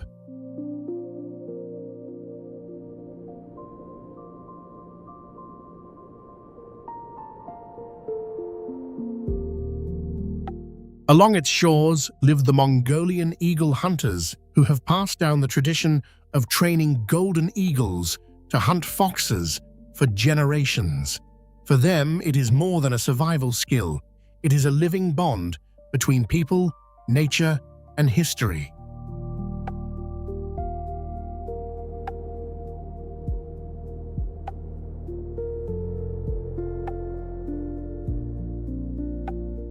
The lakebed sediments preserve layers of birch pollen dating back thousands of years, helping scientists trace the history of the steppe and the early domestication of horses on these plains. These ancient records provide a remarkable glimpse into the region's distant past.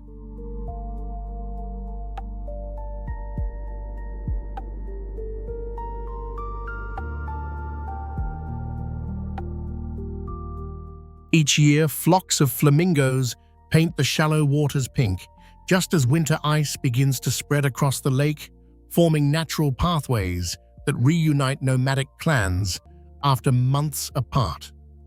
For the people of the steppe, this lake is more than a landmark. It is nature's calendar, quietly guiding their lives through the changing seasons.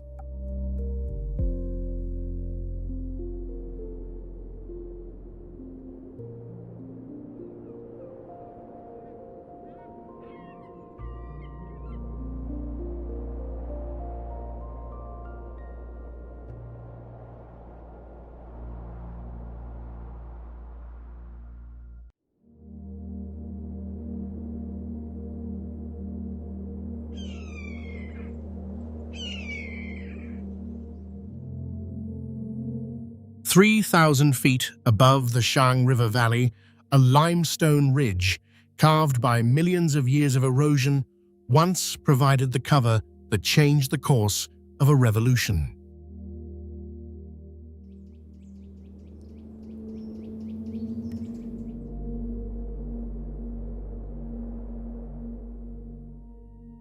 Gao Yuling Ridge is defined by pinnacles so sharp and terrain so dense that in 1934, during the Long March, it offered crucial concealment for the Red Army as soldiers navigated narrow paths through bamboo groves so thick the sky was reduced to a thin strip of light above their heads.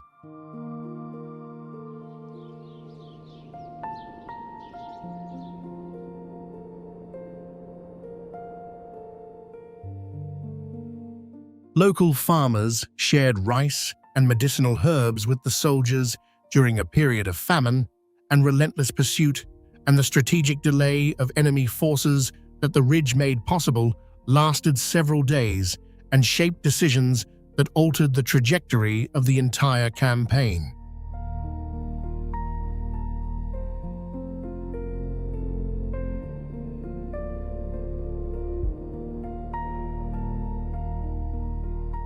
Today, stone markers along the trails record these events. For visitors who walk the same paths, the soldiers once used their footsteps falling on ground that remembers the weight of history in a way that monuments alone cannot convey.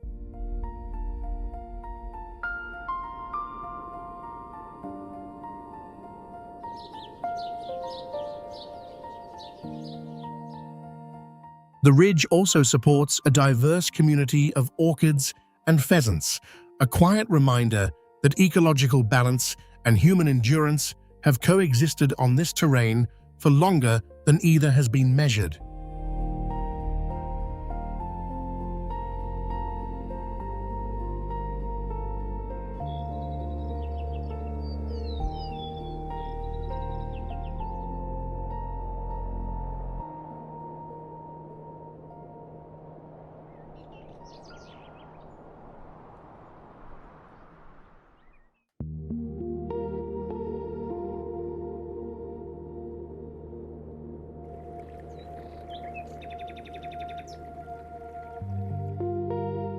There is a place on Earth where the land itself seems to burst into flames. More than 50 square miles of wetlands transform into a blazing sea of crimson, creating a spectacle so intense that it feels as if nature has set itself on fire.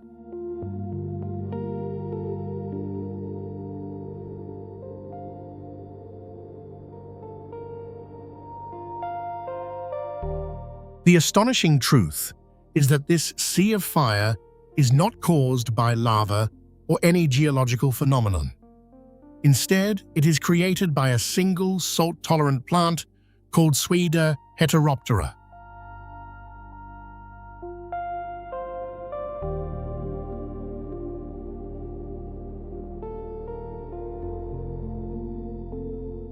As temperatures begin to fall, millions of these plants turn from green to deep crimson, transforming a river delta shaped over more than 7,000 years into one of the most breathtaking natural spectacles on Earth.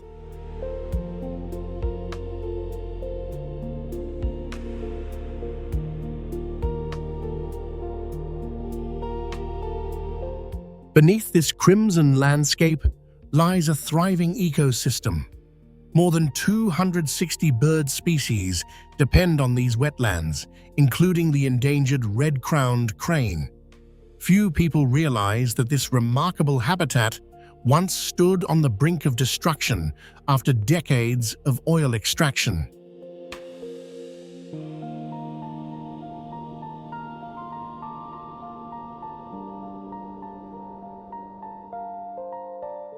Yet nature achieved an extraordinary comeback. Thanks to decades of conservation efforts, Panjin Red Beach has become the world's largest breeding ground for Saunders's gull, standing today as a powerful reminder of nature's incredible resilience and its ability to recover from what once seemed irreversible.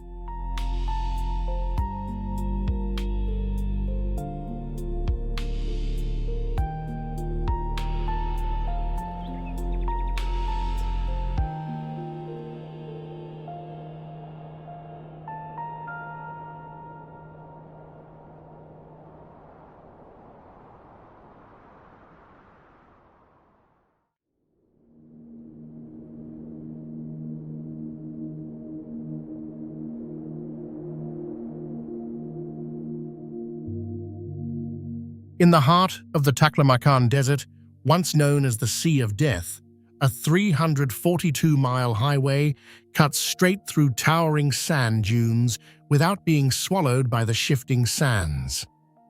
Along both sides of the road, more than 10 million poplar trees have been planted by hand to keep the desert at bay.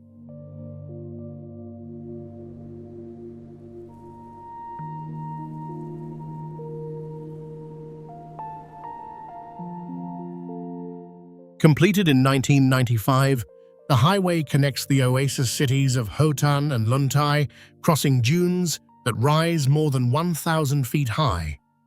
Its elevated surface and specially engineered petroleum-treated asphalt are designed to resist encroaching sand, solving a challenge that people have faced since the Han Dynasty more than 2,000 years ago.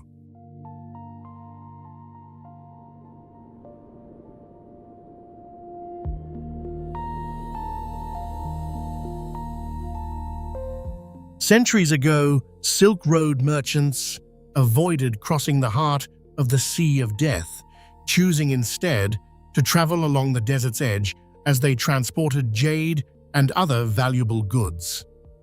Today, at dawn, wild Bactrian camels still emerge through the desert haze, their silhouettes echoing the ancient caravans that once linked east and west.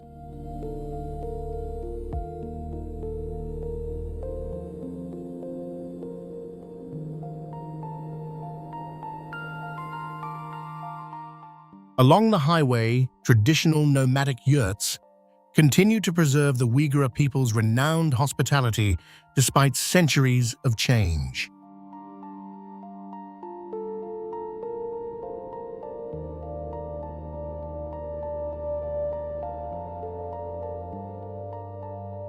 More than an engineering achievement, this highway is a lifeline across one of the world's most isolated and unforgiving landscapes where modern innovation and the timeless legacy of the Silk Road continue to meet amid an endless sea of sand.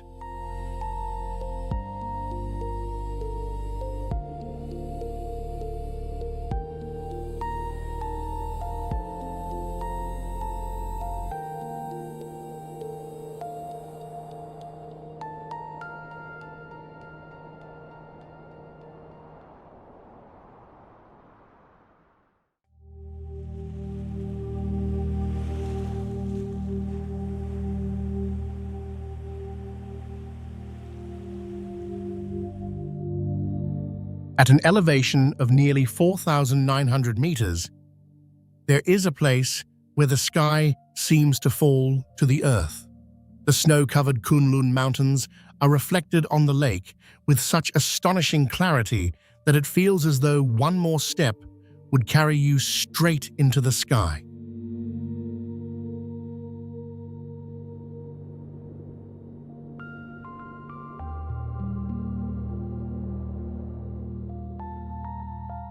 This is Dongtai Jinai Lake, a saline lake covering nearly 300 square miles, formed by tectonic uplift around 2 million years ago. Fed by glacial melt from the Kunlun Mountains, it not only sustains the lake itself, but also supports the entire hydrological system of the surrounding plateau.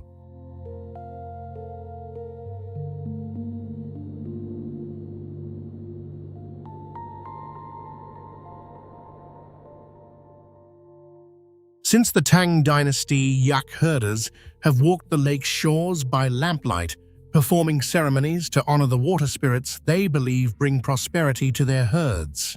Along the shoreline, Neolithic salt deposits reveal that this remote lake once served as an important link in the trade networks of the Silk Road.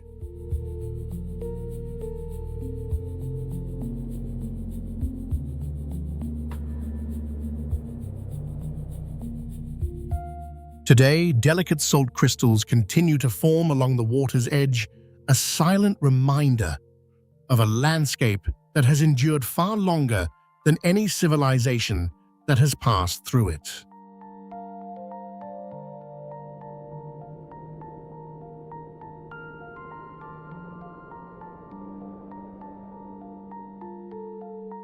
As night falls, nomadic camps gather over cups of butter tea, while ancient epics of the water spirits drift across the still waters where the sky and the earth seem forever merged into one.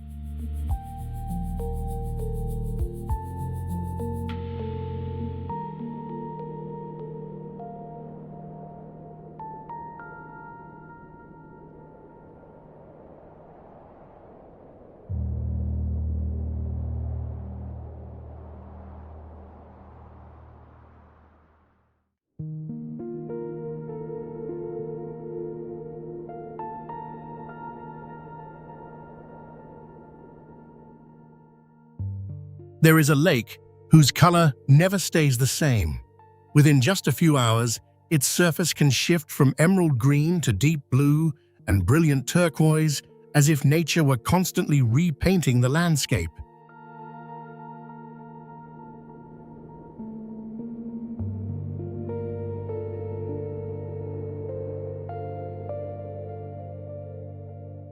Located more than 10,000 feet above sea level in the mountains of Qinghai, Emerald Lake was formed around 1.5 million years ago as the Tibetan Plateau rose. Fine glacial silt suspended in the water gives the lake its vivid green glow, while visibility of nearly 100 feet transforms its surface into a giant mirror reflecting the Kilian Mountains with breathtaking precision.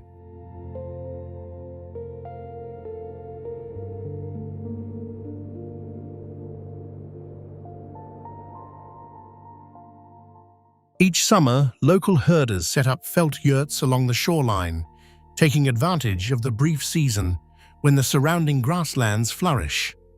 Scientists have also discovered seasonal thermal layers that create striking blue-green patterns visible from the surrounding ridgelines.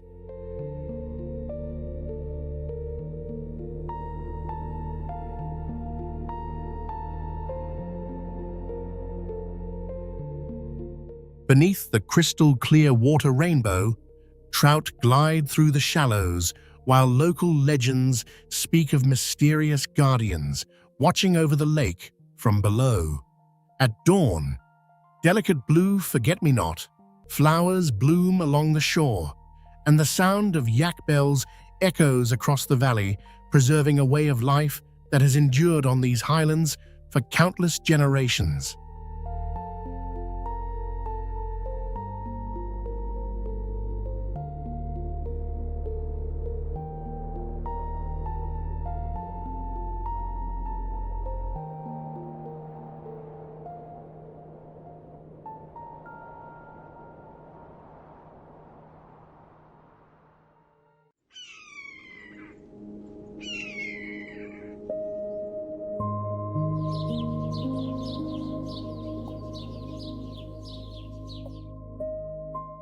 Standing on this bridge, the river below almost disappears from view, not because it is too far away, but because you are more than 1,854 feet above the valley floor, suspended on one of the highest bridges ever built on Earth.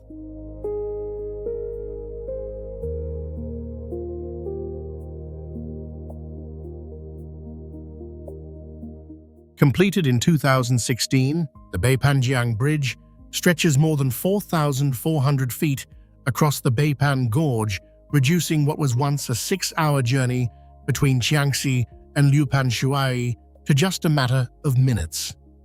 Even more astonishing, the entire structure was built in a mountainous region plagued by frequent landslides.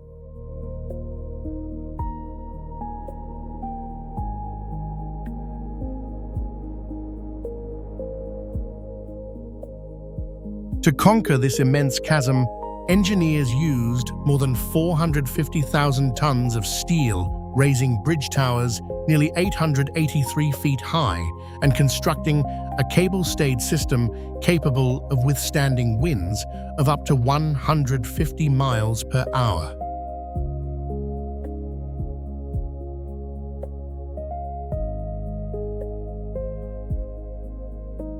Yet behind this modern engineering marvel lies an ancient inspiration, the traditional vine bridges once built by the Bai people, whose centuries-old ingenuity helped shape this masterpiece of steel and concrete.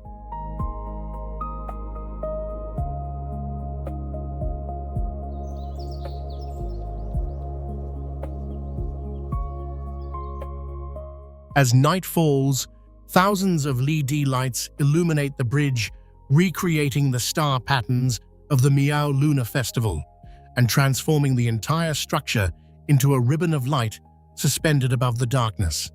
And when the last rays of sunset catch the soaring cables, the bridge no longer feels like a road, but a gateway suspended between the earth and the sky.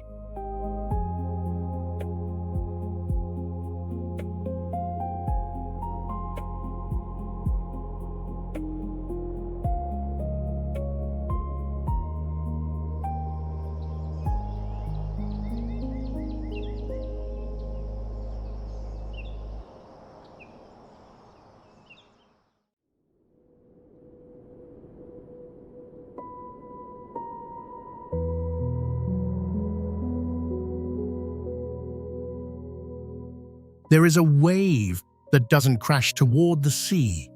It races inland instead, rising up to 30 feet high and traveling at nearly 25 miles per hour. This towering wall of water surges up the Qiantang River, creating one of the most powerful tidal bores on Earth.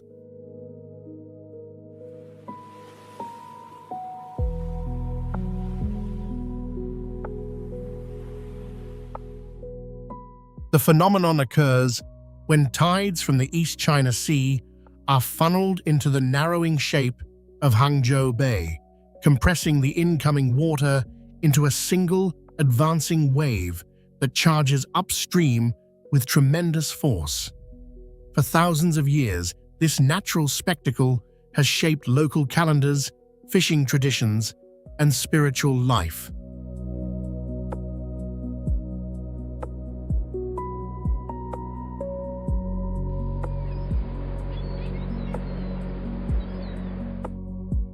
Since the Han Dynasty fishermen have timed their nets to the boar's remarkably predictable arrival, using its rhythm to improve their harvests. Every mid-autumn festival, enormous crowds gather along the ancient sea walls of Yangguan to watch the roaring wall of water crash against the stone, a tradition recorded for more than 1,000 years.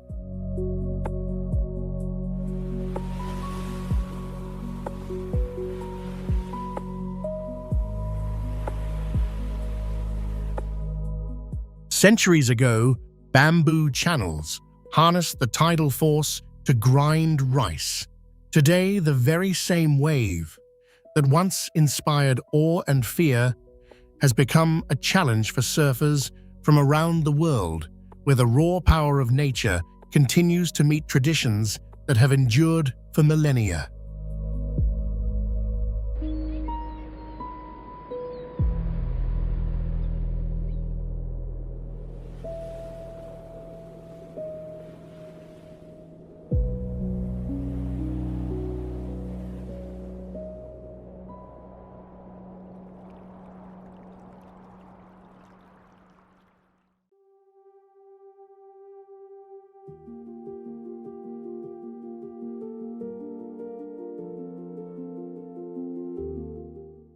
What if the strangest places on Earth never disappeared, but were simply hidden by time and nature?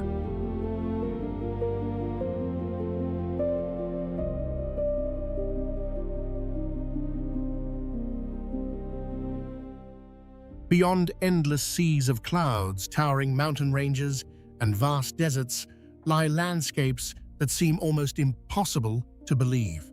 Some are so isolated that time itself appears to have stood still. Others blur the line between reality and imagination.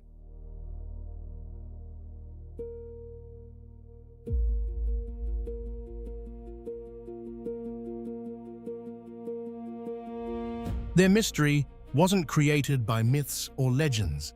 It was created by reality itself. For millions of years, these extraordinary places have quietly witnessed the Earth transform, remaining almost untouched by the modern world.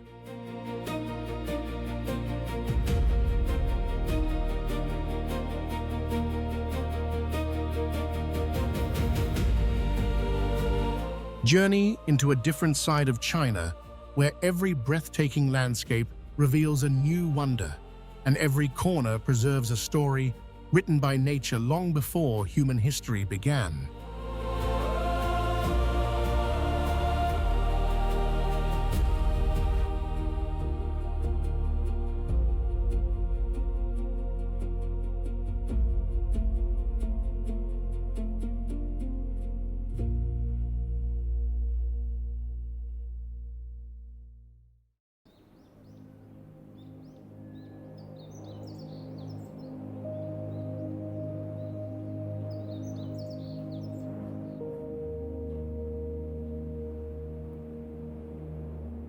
For thousands of years, humanity has tried to conquer rivers.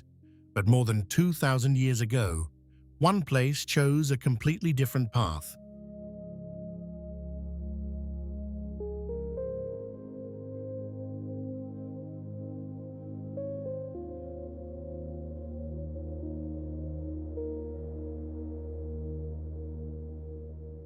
It was Dujiangyan. Instead of stopping the Min River with massive dams, this ancient irrigation system divided, redirected, and controlled its flow to nourish an entire plain. More remarkably, after more than 20 centuries, it continues to operate almost exactly as it was originally designed.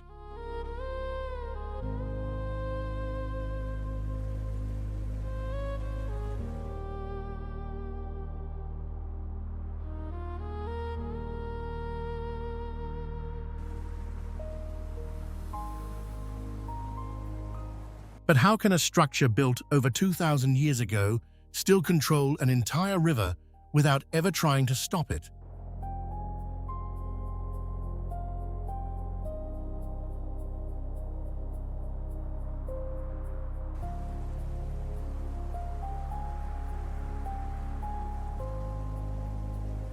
The answer lies in the philosophy behind its design, not to conquer nature, but to work with it.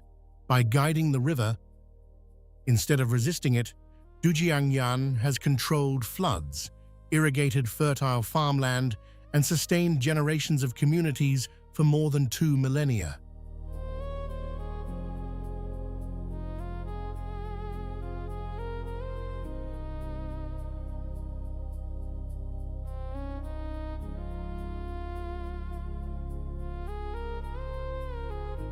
Today, the water still flows through the same channels, while festivals honoring the river and prayers for abundant harvests continue to preserve a tradition passed down for centuries. Dujiangyan is more than an engineering masterpiece. It is proof that humanity's greatest achievements are not always built by overpowering nature, but by learning to move in harmony with it.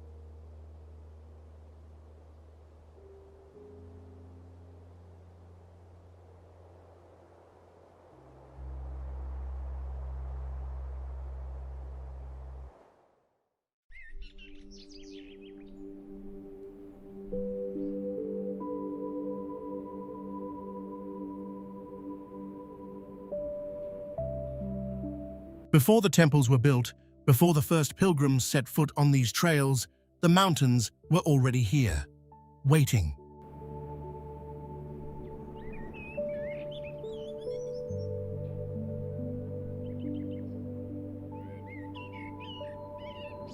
Hidden deep within Zhejiang Jinyun, immortal capital, is a landscape of towering peaks, ancient caves, cascading waterfalls and forests that seem untouched by time.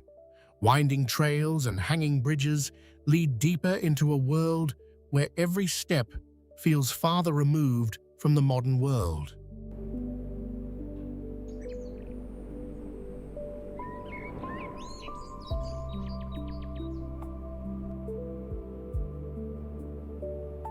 For centuries, Taoist pilgrims have journeyed into these mountains, believing they hold more than breathtaking scenery. Temples concealed among the cliffs became places of worship, while generations of rituals transformed this wilderness into one of China's most revered Taoist sanctuaries.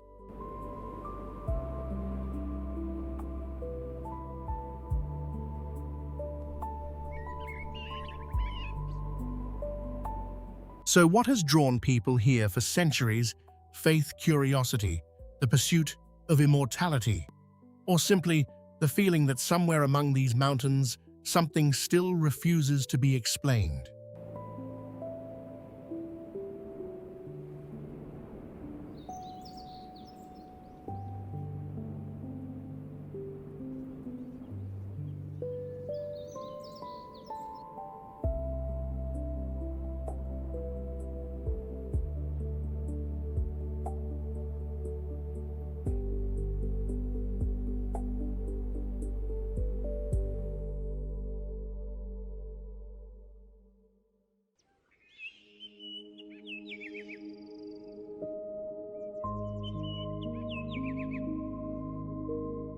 For millions of years, the wind carved these mountains. The storms only made them more extraordinary.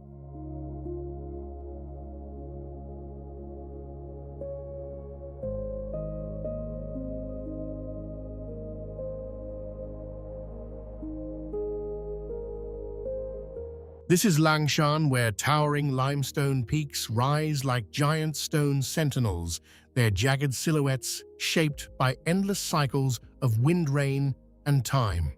Every cliff, every ridge, and every impossible formation bears the mark of forces powerful enough to reshape an entire landscape.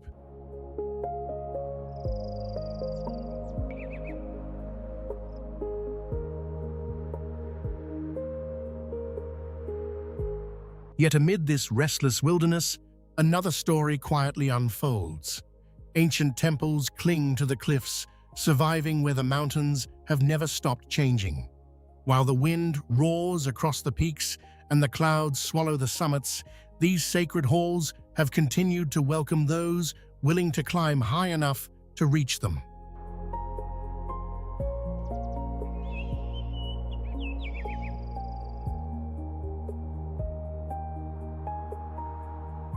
For centuries, Langshan has been regarded as a sacred land where dramatic scenery and spiritual devotion exist side by side. Here, nature never stopped testing the mountains, and humanity never stopped returning to them.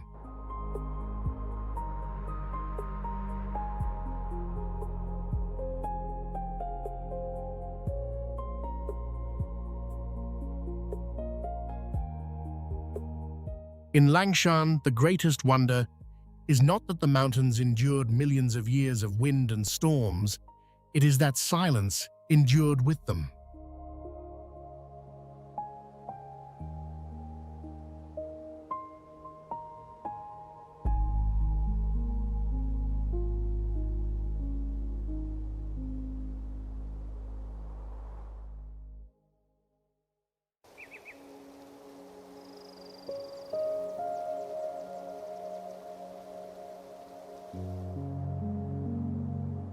Long before people came to worship these cliffs, something had already stained them red.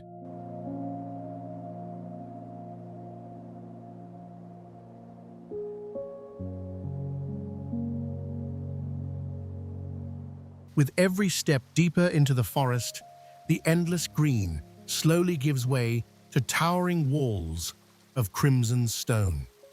They rise one after another, enclosing entire valleys and forming a vast labyrinth of cliffs, pillars, and narrow gorges sculpted by time over millions of years.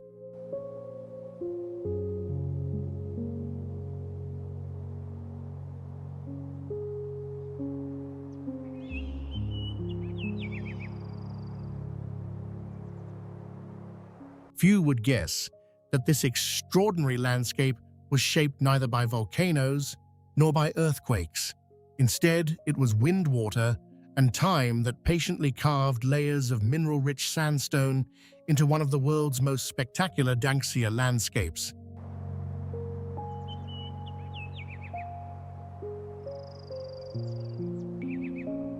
For the local people, however, these crimson cliffs have never been just rock.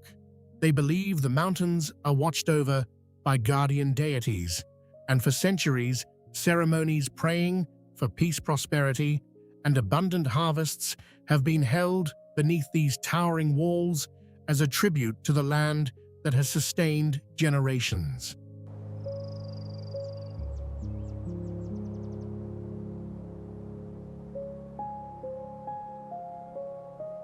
Here, where crimson stone meets emerald forest, Chishui, Danxia tells more than the story of how nature created a masterpiece.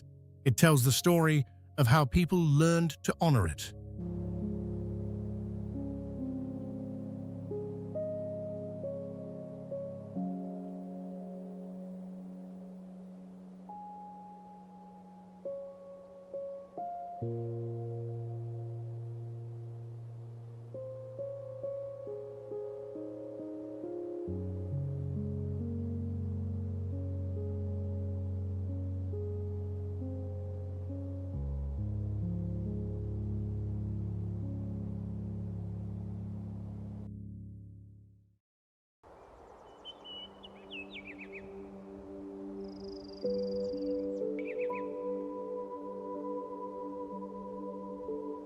Over 9,000 plant species, from tropical rainforest canopy to desert cactus, and among them ancient temples, where Buddhism and botany share the same quiet ground.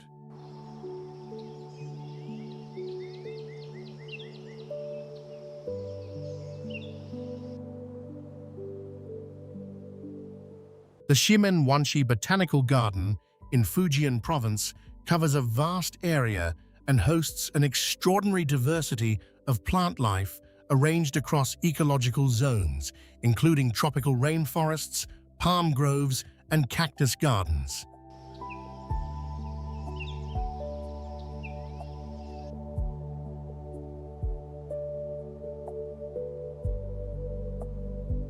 The paths that wind through these zones offer visitors fresh air, tranquility, and a gradual education in the breadth of what the earth can produce when given enough warmth and enough time.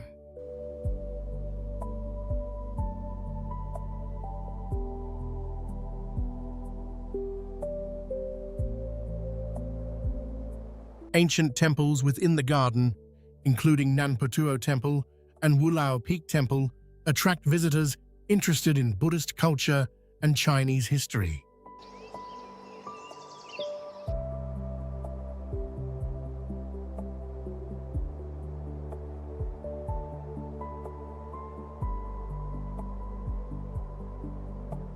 Religious rituals and festivals held in the garden create a serene spiritual atmosphere, and the combination of botanical beauty and contemplative architecture makes this a destination where nature and devotion are experienced not separately, but as a single, continuous encounter.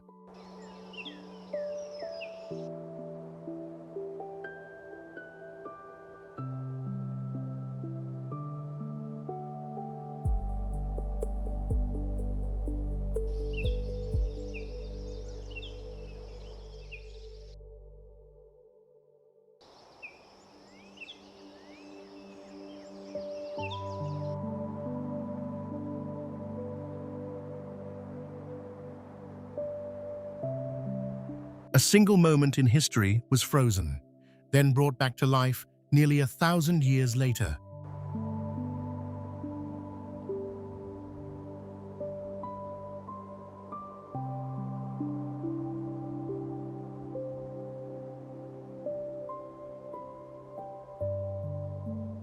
At Qingming Riverside, landscape garden time no longer seems to move the way we know it.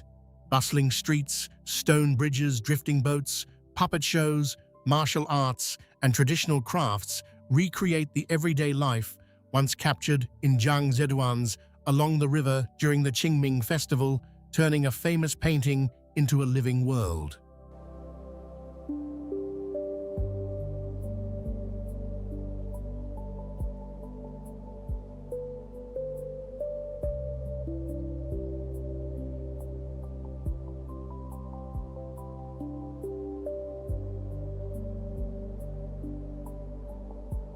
Perhaps that is why people come here for more than just the scenery. They walk the streets, wander through the markets, stand beneath glowing lanterns, and pass quietly by ancient temples, becoming part of a scene that once existed only on silk.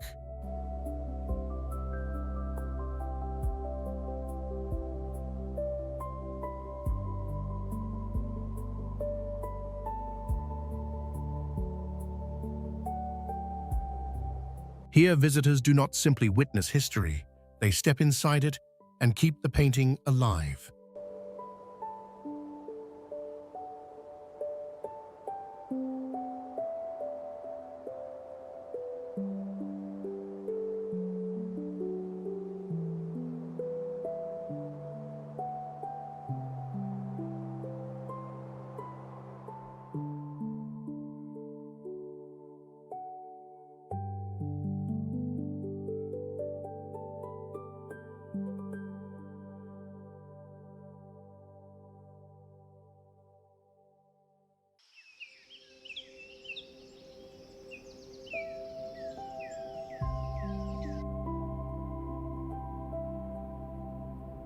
A hill shaped like an elephant, drinking from the Li River, and around it, a network of rivers and lakes that have defined the identity of Guilin for longer than the city has had a name.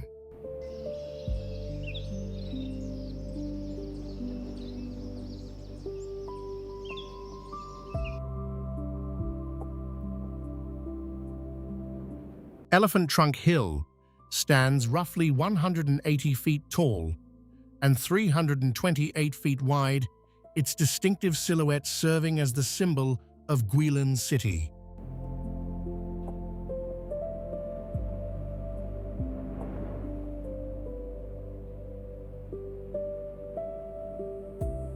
From its summit, visitors can observe a panoramic view of the winding Li River and the surrounding mountains, a landscape so iconic it has been reproduced in paintings and photographs countless times without ever being diminished by the repetition.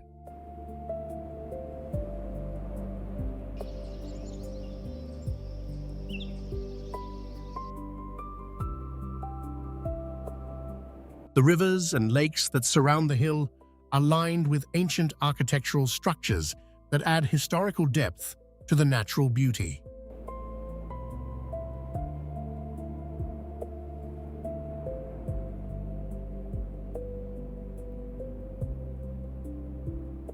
According to legend, the hill was once a sacred elephant, saved by locals, which turned to stone after being injured. The story reflects the deep connection between nature and folklore that defines this region, a place where every geological formation carries a narrative, and every narrative carries meaning.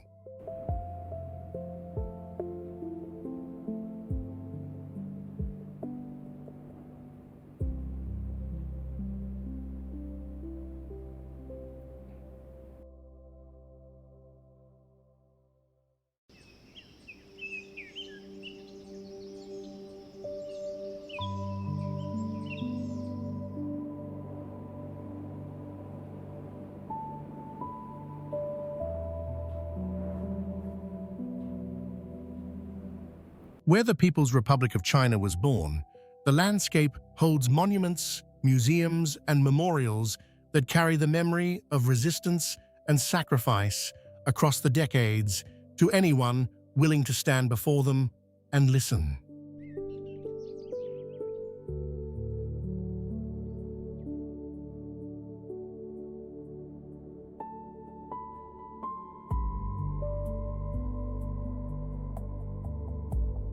The cradle of the Republic tourist area in Ruijin, Jiangxi province is known as the birthplace of modern China.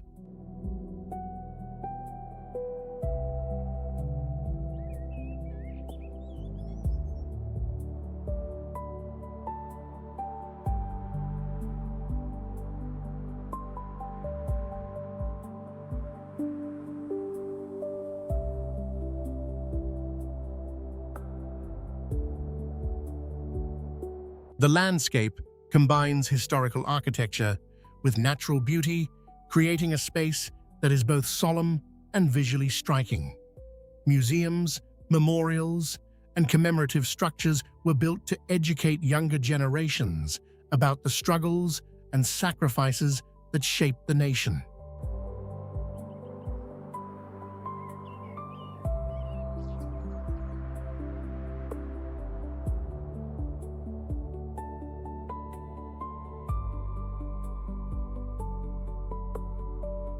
This is not merely a destination for history enthusiasts.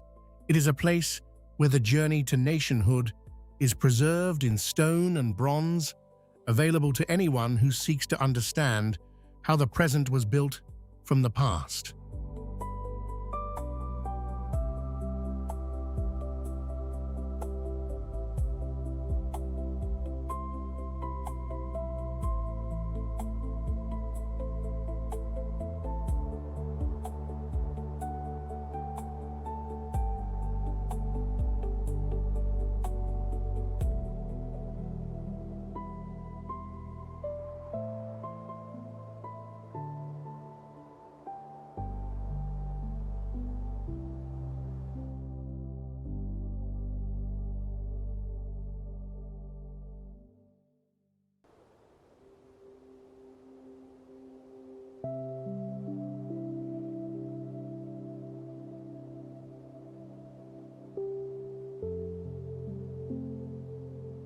Built for the 2008 Summer Olympics, the Sailing Center has become a permanent landmark where the memory of competition and the beauty of the coastline exist in the same frame.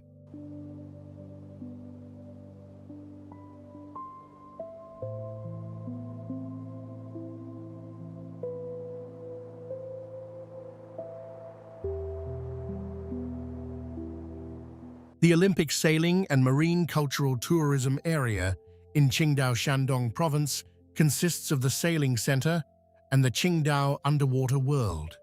The center offers spacious marinas, restaurants, and coastal shops, while the Underwater World is a large aquarium home to thousands of rare marine species, including seals, sea lions, and sharks.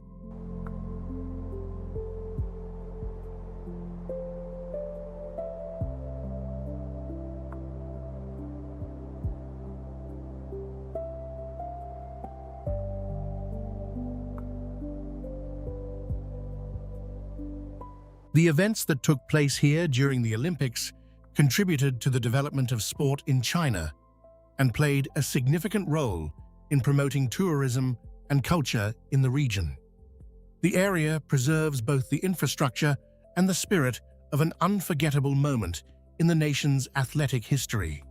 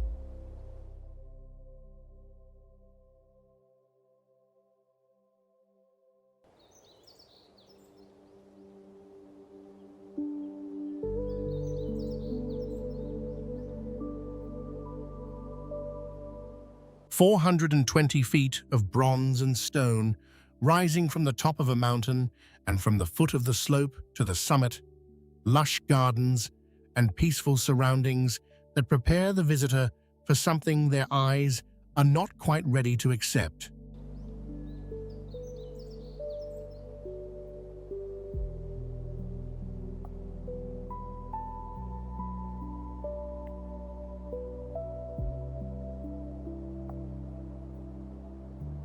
The Yaoshan Zhongyuan giant Buddha is one of the tallest standing Buddha statues in the world, a symbol of purity and peace, positioned at the summit of a mountain surrounded by temples and shrines.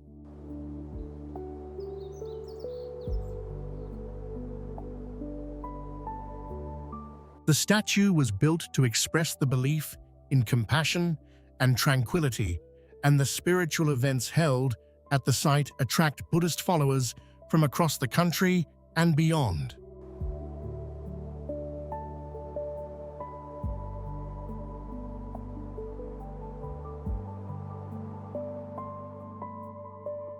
Many visitors come not for the scale of the statue, which is extraordinary, but for the sense of calm that surrounds it, a stillness that begins at the base of the mountain and deepens with every step toward the summit.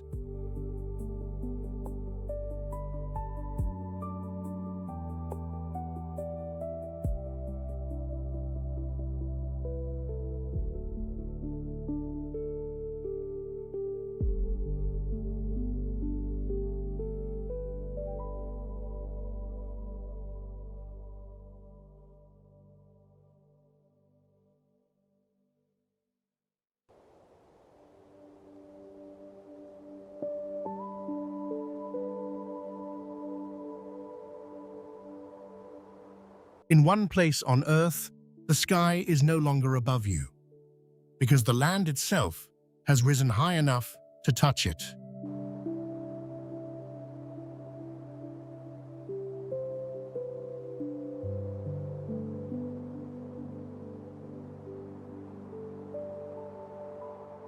This is the Pamir Plateau, where three of the world's greatest mountain ranges, the Himalayas, the Karakoram, and the Kunlun, converge to lift an entire landscape into the clouds.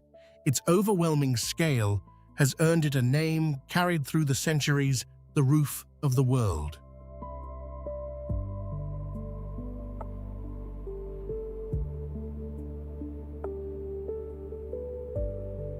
From the crystal-clear waters of Karakul Lake, reflecting snow-covered peaks, to the Karakoram Highway, winding through more than 600 treacherous bends, every journey here is a reminder of how small humanity becomes when surrounded by mountains, ice, and endless sky.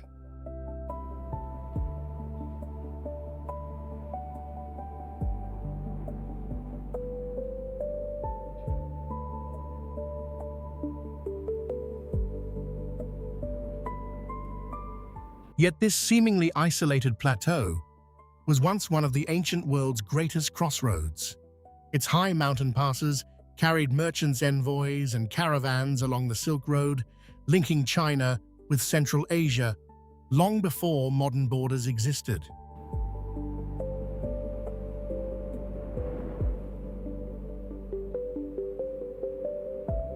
Even today, the Tajik people continue to preserve a culture, language, and way of life shaped by centuries among these towering peaks. The Pamir is more than a place where mountains meet. It is where nature, history, and civilizations have converged on the roof of the world.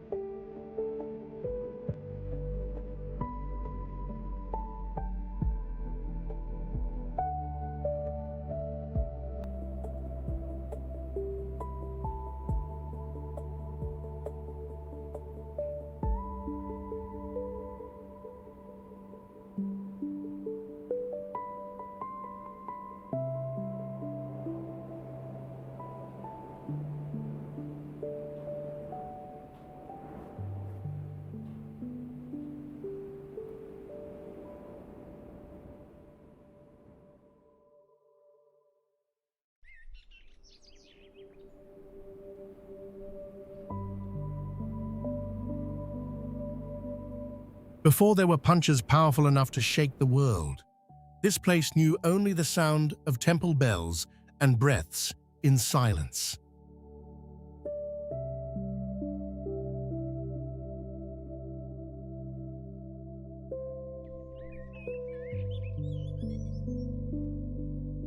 For more than 15 centuries on the slopes of Mount Song, a unique tradition was born, where the peace of meditation became the foundation of martial strength.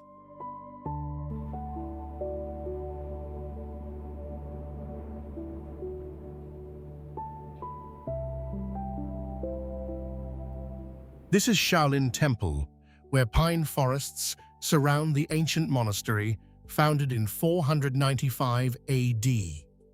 Here, martial arts were not created to display power, but to become a way of training the body, the will, and discipline. Every movement, every stance, and every breath comes from one simple philosophy: control yourself before facing the world outside.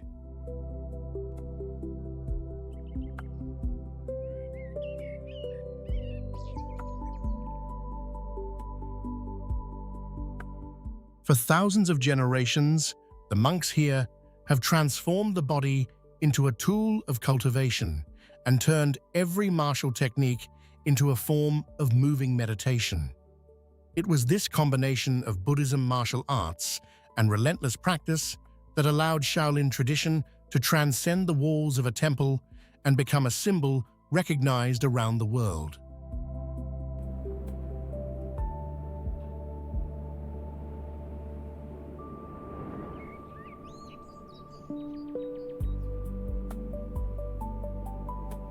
Perhaps that is why Mount Song has never been remembered only as the birthplace of Kung Fu.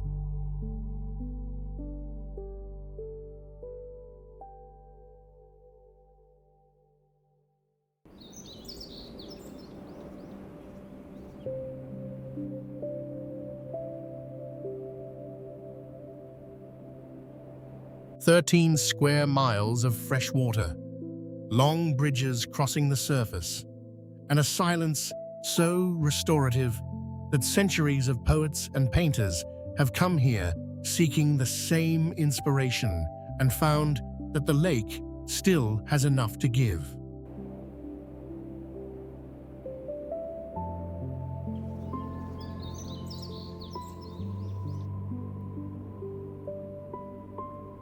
East Lake in Wuhan is one of the largest freshwater lakes in China, and its peaceful natural beauty has served as both landmark and muse for as long as the city has existed.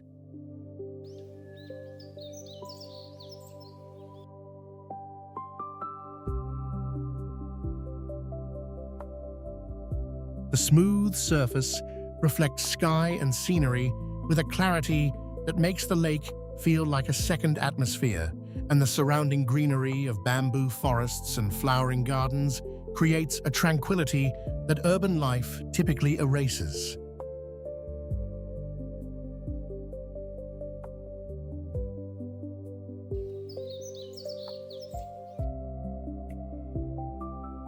Throughout the centuries, East Lake has witnessed significant events and inspired artworks and literature that have become part of the national cultural heritage.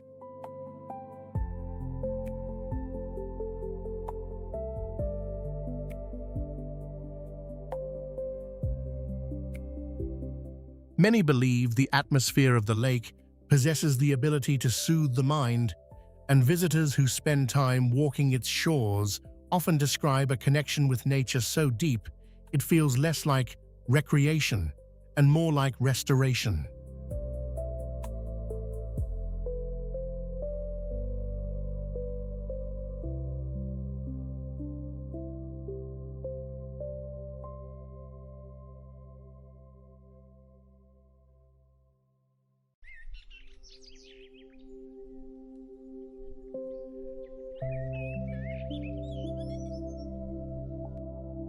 the resting place of a legendary emperor surrounded by lush gardens and winding stone paths that create a solemn atmosphere where the grandeur of ancient times can be felt in the silence between the trees.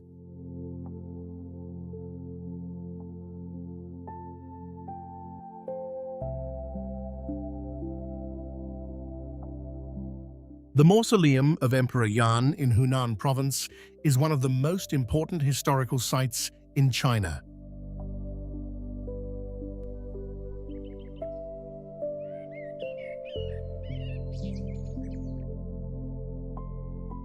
Built in traditional Chinese style, the complex features architecture of exquisite craftsmanship and a vast surrounding landscape of gardens, ponds and paths designed to honor Emperor Yan's significant contributions to the development of ancient China.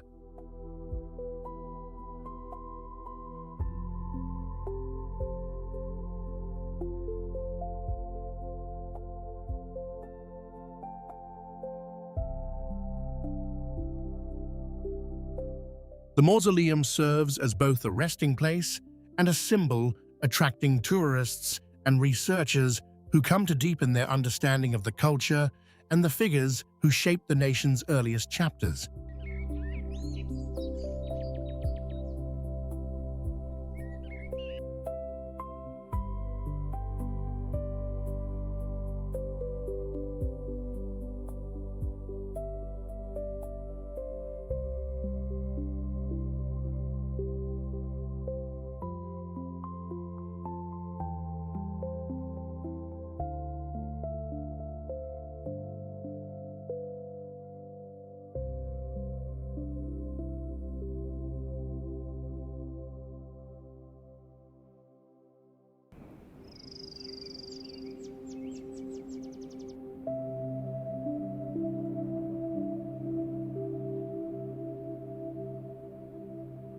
A river flows through limestone mountains so steep and so close together that the canyon they form feels less like a passage and more like a secret the earth is keeping between two walls of stone.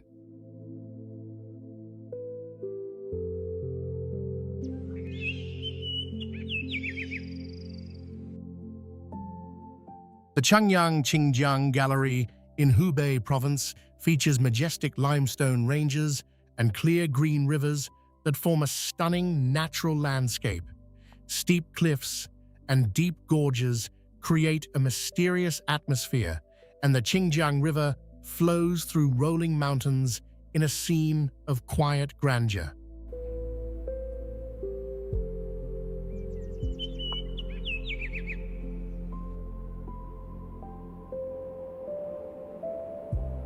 An ancient legend holds that this area was once sacred ground, considered the dwelling place of the gods. The limestone mountains were said to have been created by divine hands to protect the land from invading forces, and the local people believe the Qingjiang River carries the power to bring luck and prosperity to those who visit its banks.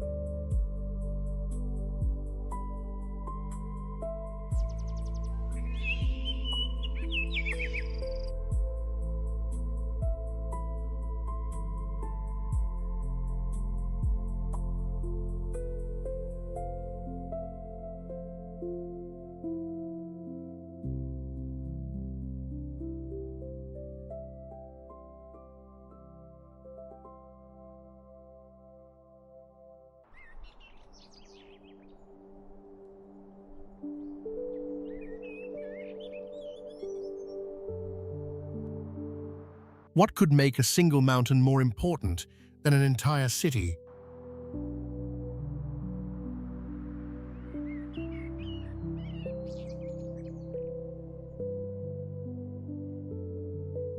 Rising 66 meters above the heart of Guilin Duxiu Peak, has dominated the skyline for centuries.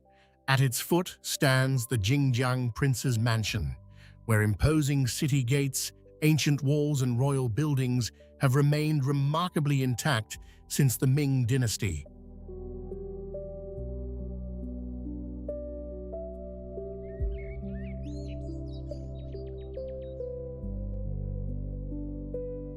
For generations, this was more than a scenic landmark. It was the political and cultural center of the region, where princes once ruled, and every stone reflected the power and prestige of imperial China.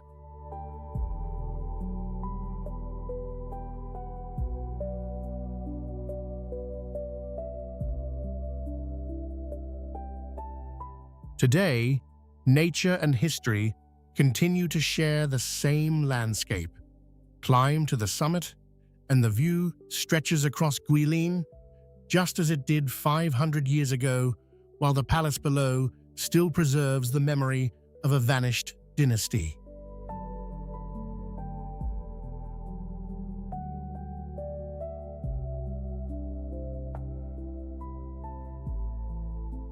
So what has given this place its lasting significance? The mountain that has watched over Guilin for centuries, or the royal legacy that chose to stand beneath it?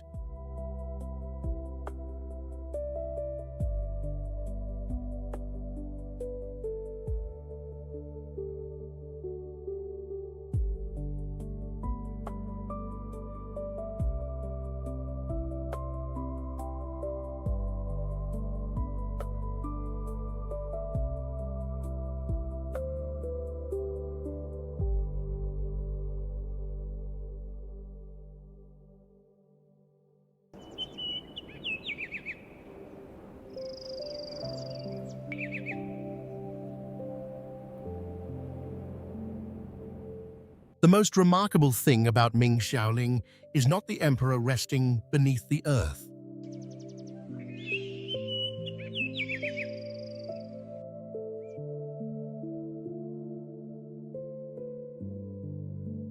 It is the mountain itself, which seems to have been transformed into a colossal shield protecting his eternal resting place. Monumental stone gates, towering guardian statues, and every pathway leading to the tomb were carefully arranged as if marking the boundary of a land that was never meant to be disturbed.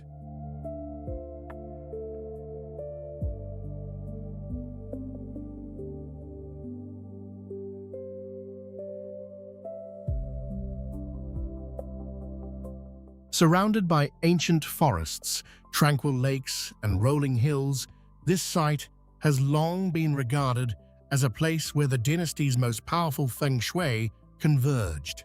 It was believed that as long as the emperor's spirit remained undisturbed, the fortune of the Ming dynasty would endure.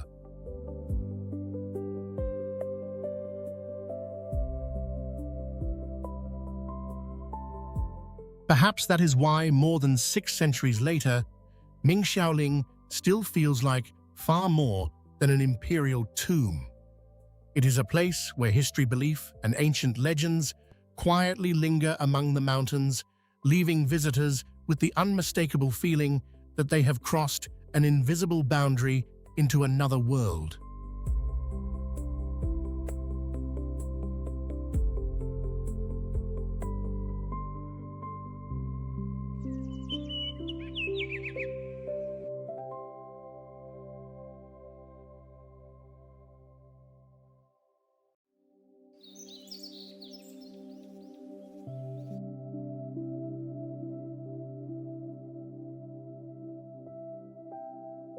Three pagodas standing in an equilateral triangle for more than 1,800 years and reflected in a pool so still that the image on the water is indistinguishable from the stone above it.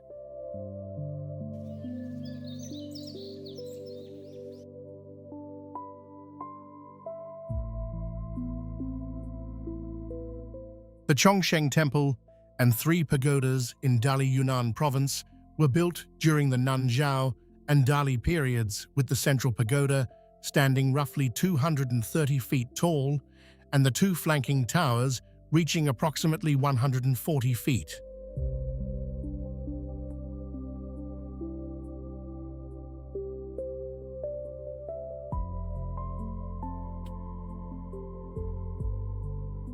The ancient structures stand against the backdrop of the Kangshan Mountains, while Erhai Lake stretches out in front, composing a scene that has been admired for nearly 2 millennia.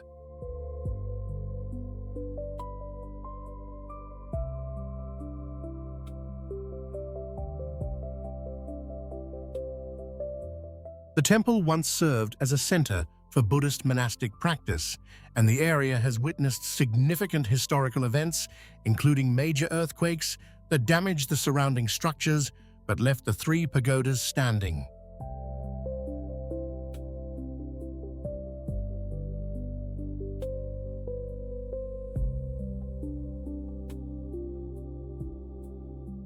Their survival has become a symbol of resilience and the enduring strength of the Buddhist tradition they were built to honor.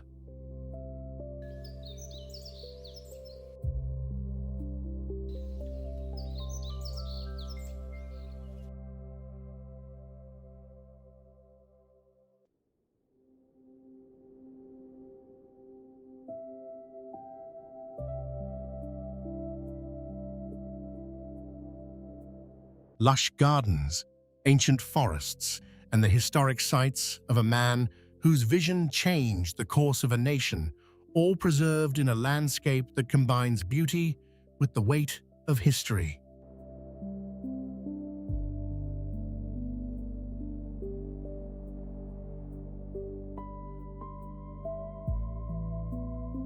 The Sun Yat-sen hometown scenic area in Guangdong Province features winding trails through ancient forests, traditional houses, and commemorative stelae reflecting the beauty and enduring legacy of Chinese history.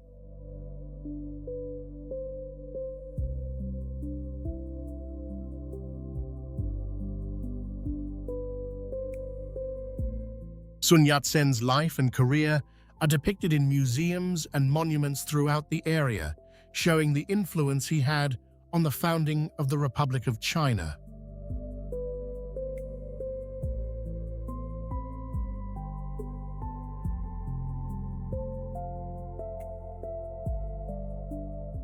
These sites serve not merely as destinations for history lovers, but as places where the ideals and values he championed continue to be communicated to every generation that walks through the gardens he once knew.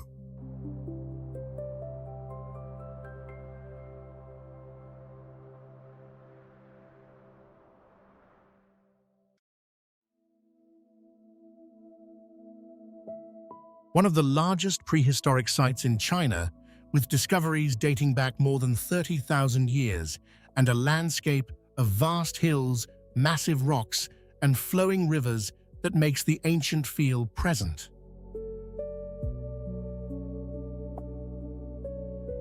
Shuidonggu stands out for its natural beauty and archaeological significance. Rivers flow through the area, creating scenic corridors between impressive geological formations, and the combination of fresh air and ancient ruins produces an experience that connects the visitor to a human presence stretching back to the Paleolithic era.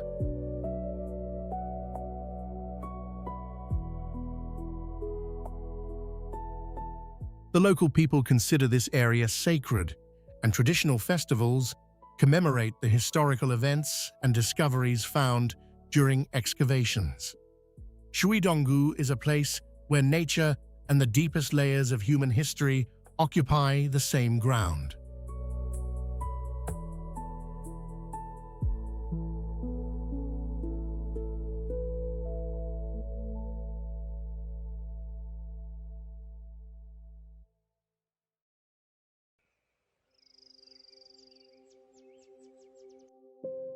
From the sky, the mountains of Yan'an looked like they were marked by an unknown hand.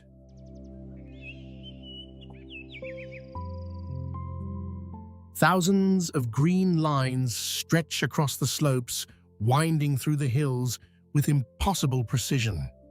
At first glance, they appear like an ancient pattern carved into the earth, but they are not the work of a forgotten civilization. They are tea fields, shaped over centuries by the hands of generations who learned to follow the rhythm of the mountains. When morning mist falls over the hills, the boundary between nature and human creation begins to disappear. Sunlight passes through the leaves, revealing endless layers of tea terraces that seem to move with the landscape itself, creating a scene that feels less like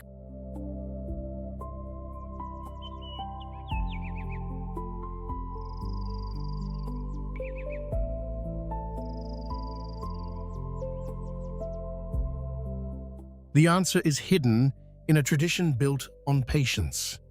Every leaf is carefully chosen, every step of processing follows knowledge passed down through centuries, and every harvest carries the memory of the people who have protected this land.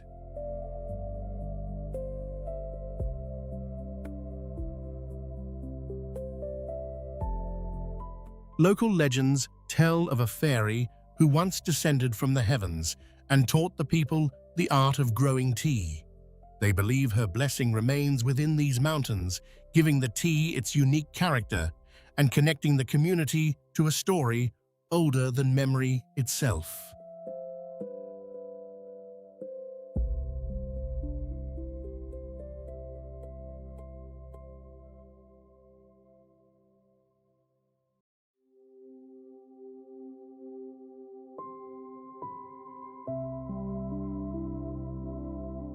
Deep inside the mountains of southern Xinjiang lies a world where time does not pass, it leaves its mark.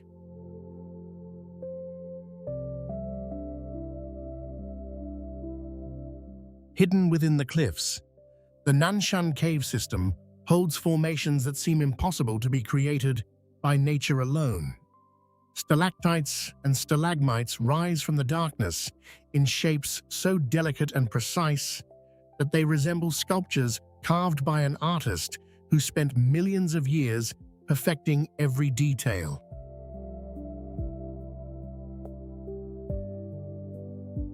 For centuries, these caves have been connected with spiritual traditions where monks and seekers once entered the darkness to search for wisdom and inner peace.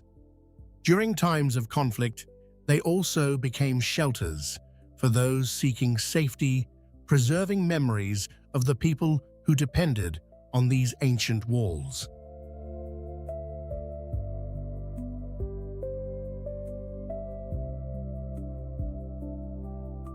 So what makes these caves continue to attract people after thousands of years? Perhaps it is the feeling that something remains here, an unseen connection between the mountains, the stones, and the generations of people who have found meaning within them.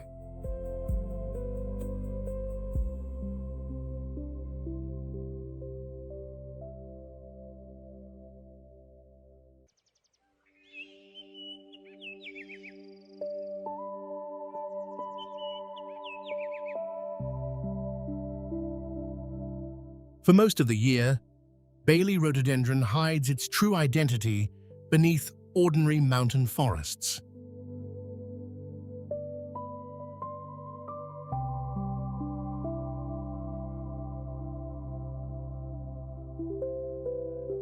Then spring arrives, and the mountains of Guizhou undergo a transformation that seems impossible to witness twice.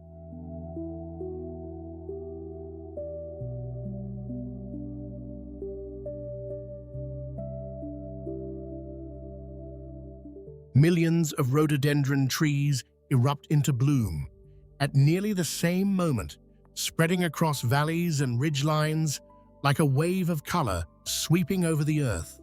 Red, pink, white, and purple flowers replace the quiet green landscape, turning hundreds of square kilometers of mountains into one of the largest natural flower spectacles on the planet.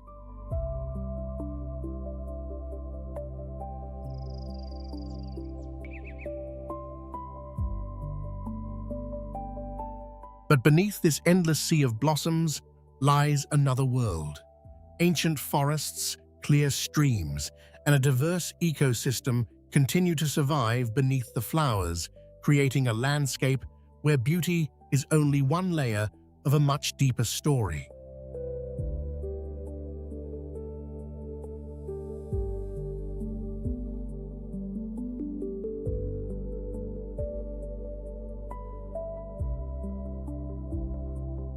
So why have generations of local people viewed these flowers as more than a natural phenomenon?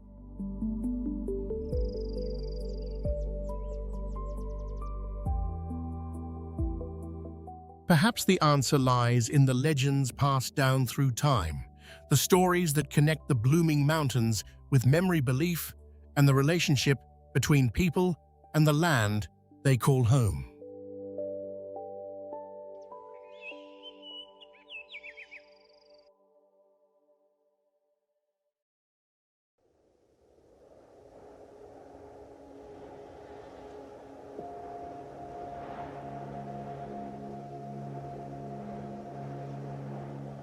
"18,360 feet of ice and stone, stretching over 35 miles, and at the foot of the mountain, the Blue Moon Valley holds turquoise lakes so vivid they seem to have been colored by a hand that ran out of subtlety and decided to use all of it at once."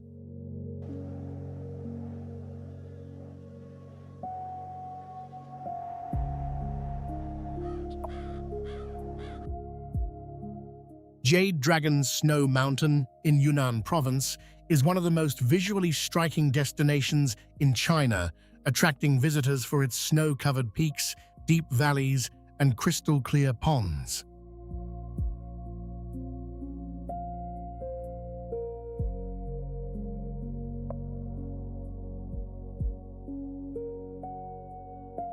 The Blue Moon Valley is the most popular spot with romantic and mysterious scenery that makes the natural world feel like a deliberate composition. The mountain is considered a symbol of strength and immortality in Naxi mythology, and tourism development in the area is designed to preserve and showcase Naxi culture.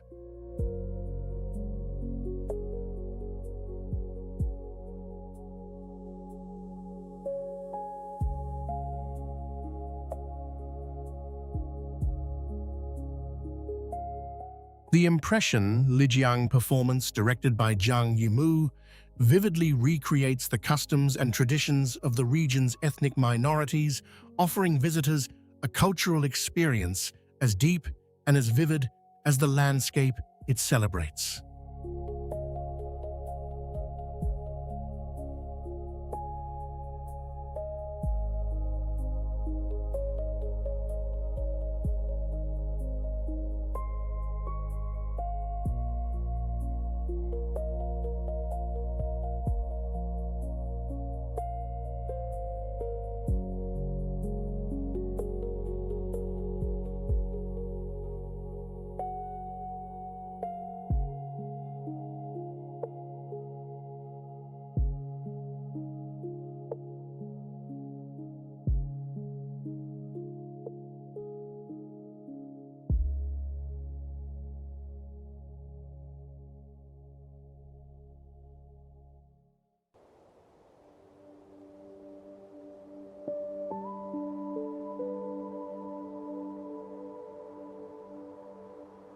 In one place on Earth, the sky is no longer above you, because the land itself has risen high enough to touch it.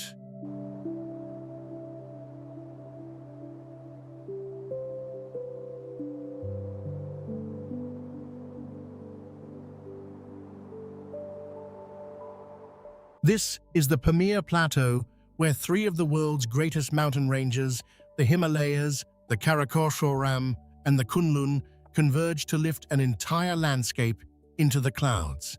Its overwhelming scale has earned it a name carried through the centuries, the roof of the world.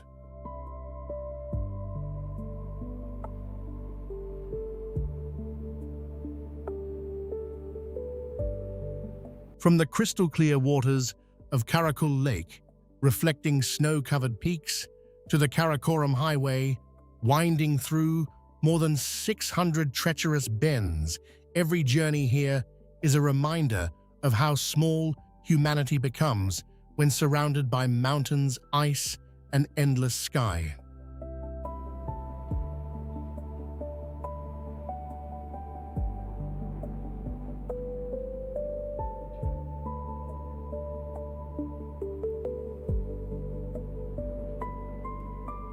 Yet this seemingly isolated plateau was once one of the ancient world's greatest crossroads. Its high mountain passes carried merchants' envoys and caravans along the Silk Road, linking China with Central Asia long before modern borders existed.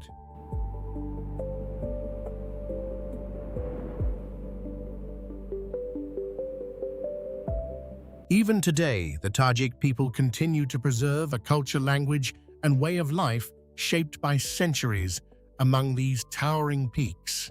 The Pamir is more than a place where mountains meet. It is where nature, history, and civilizations have converged on the roof of the world.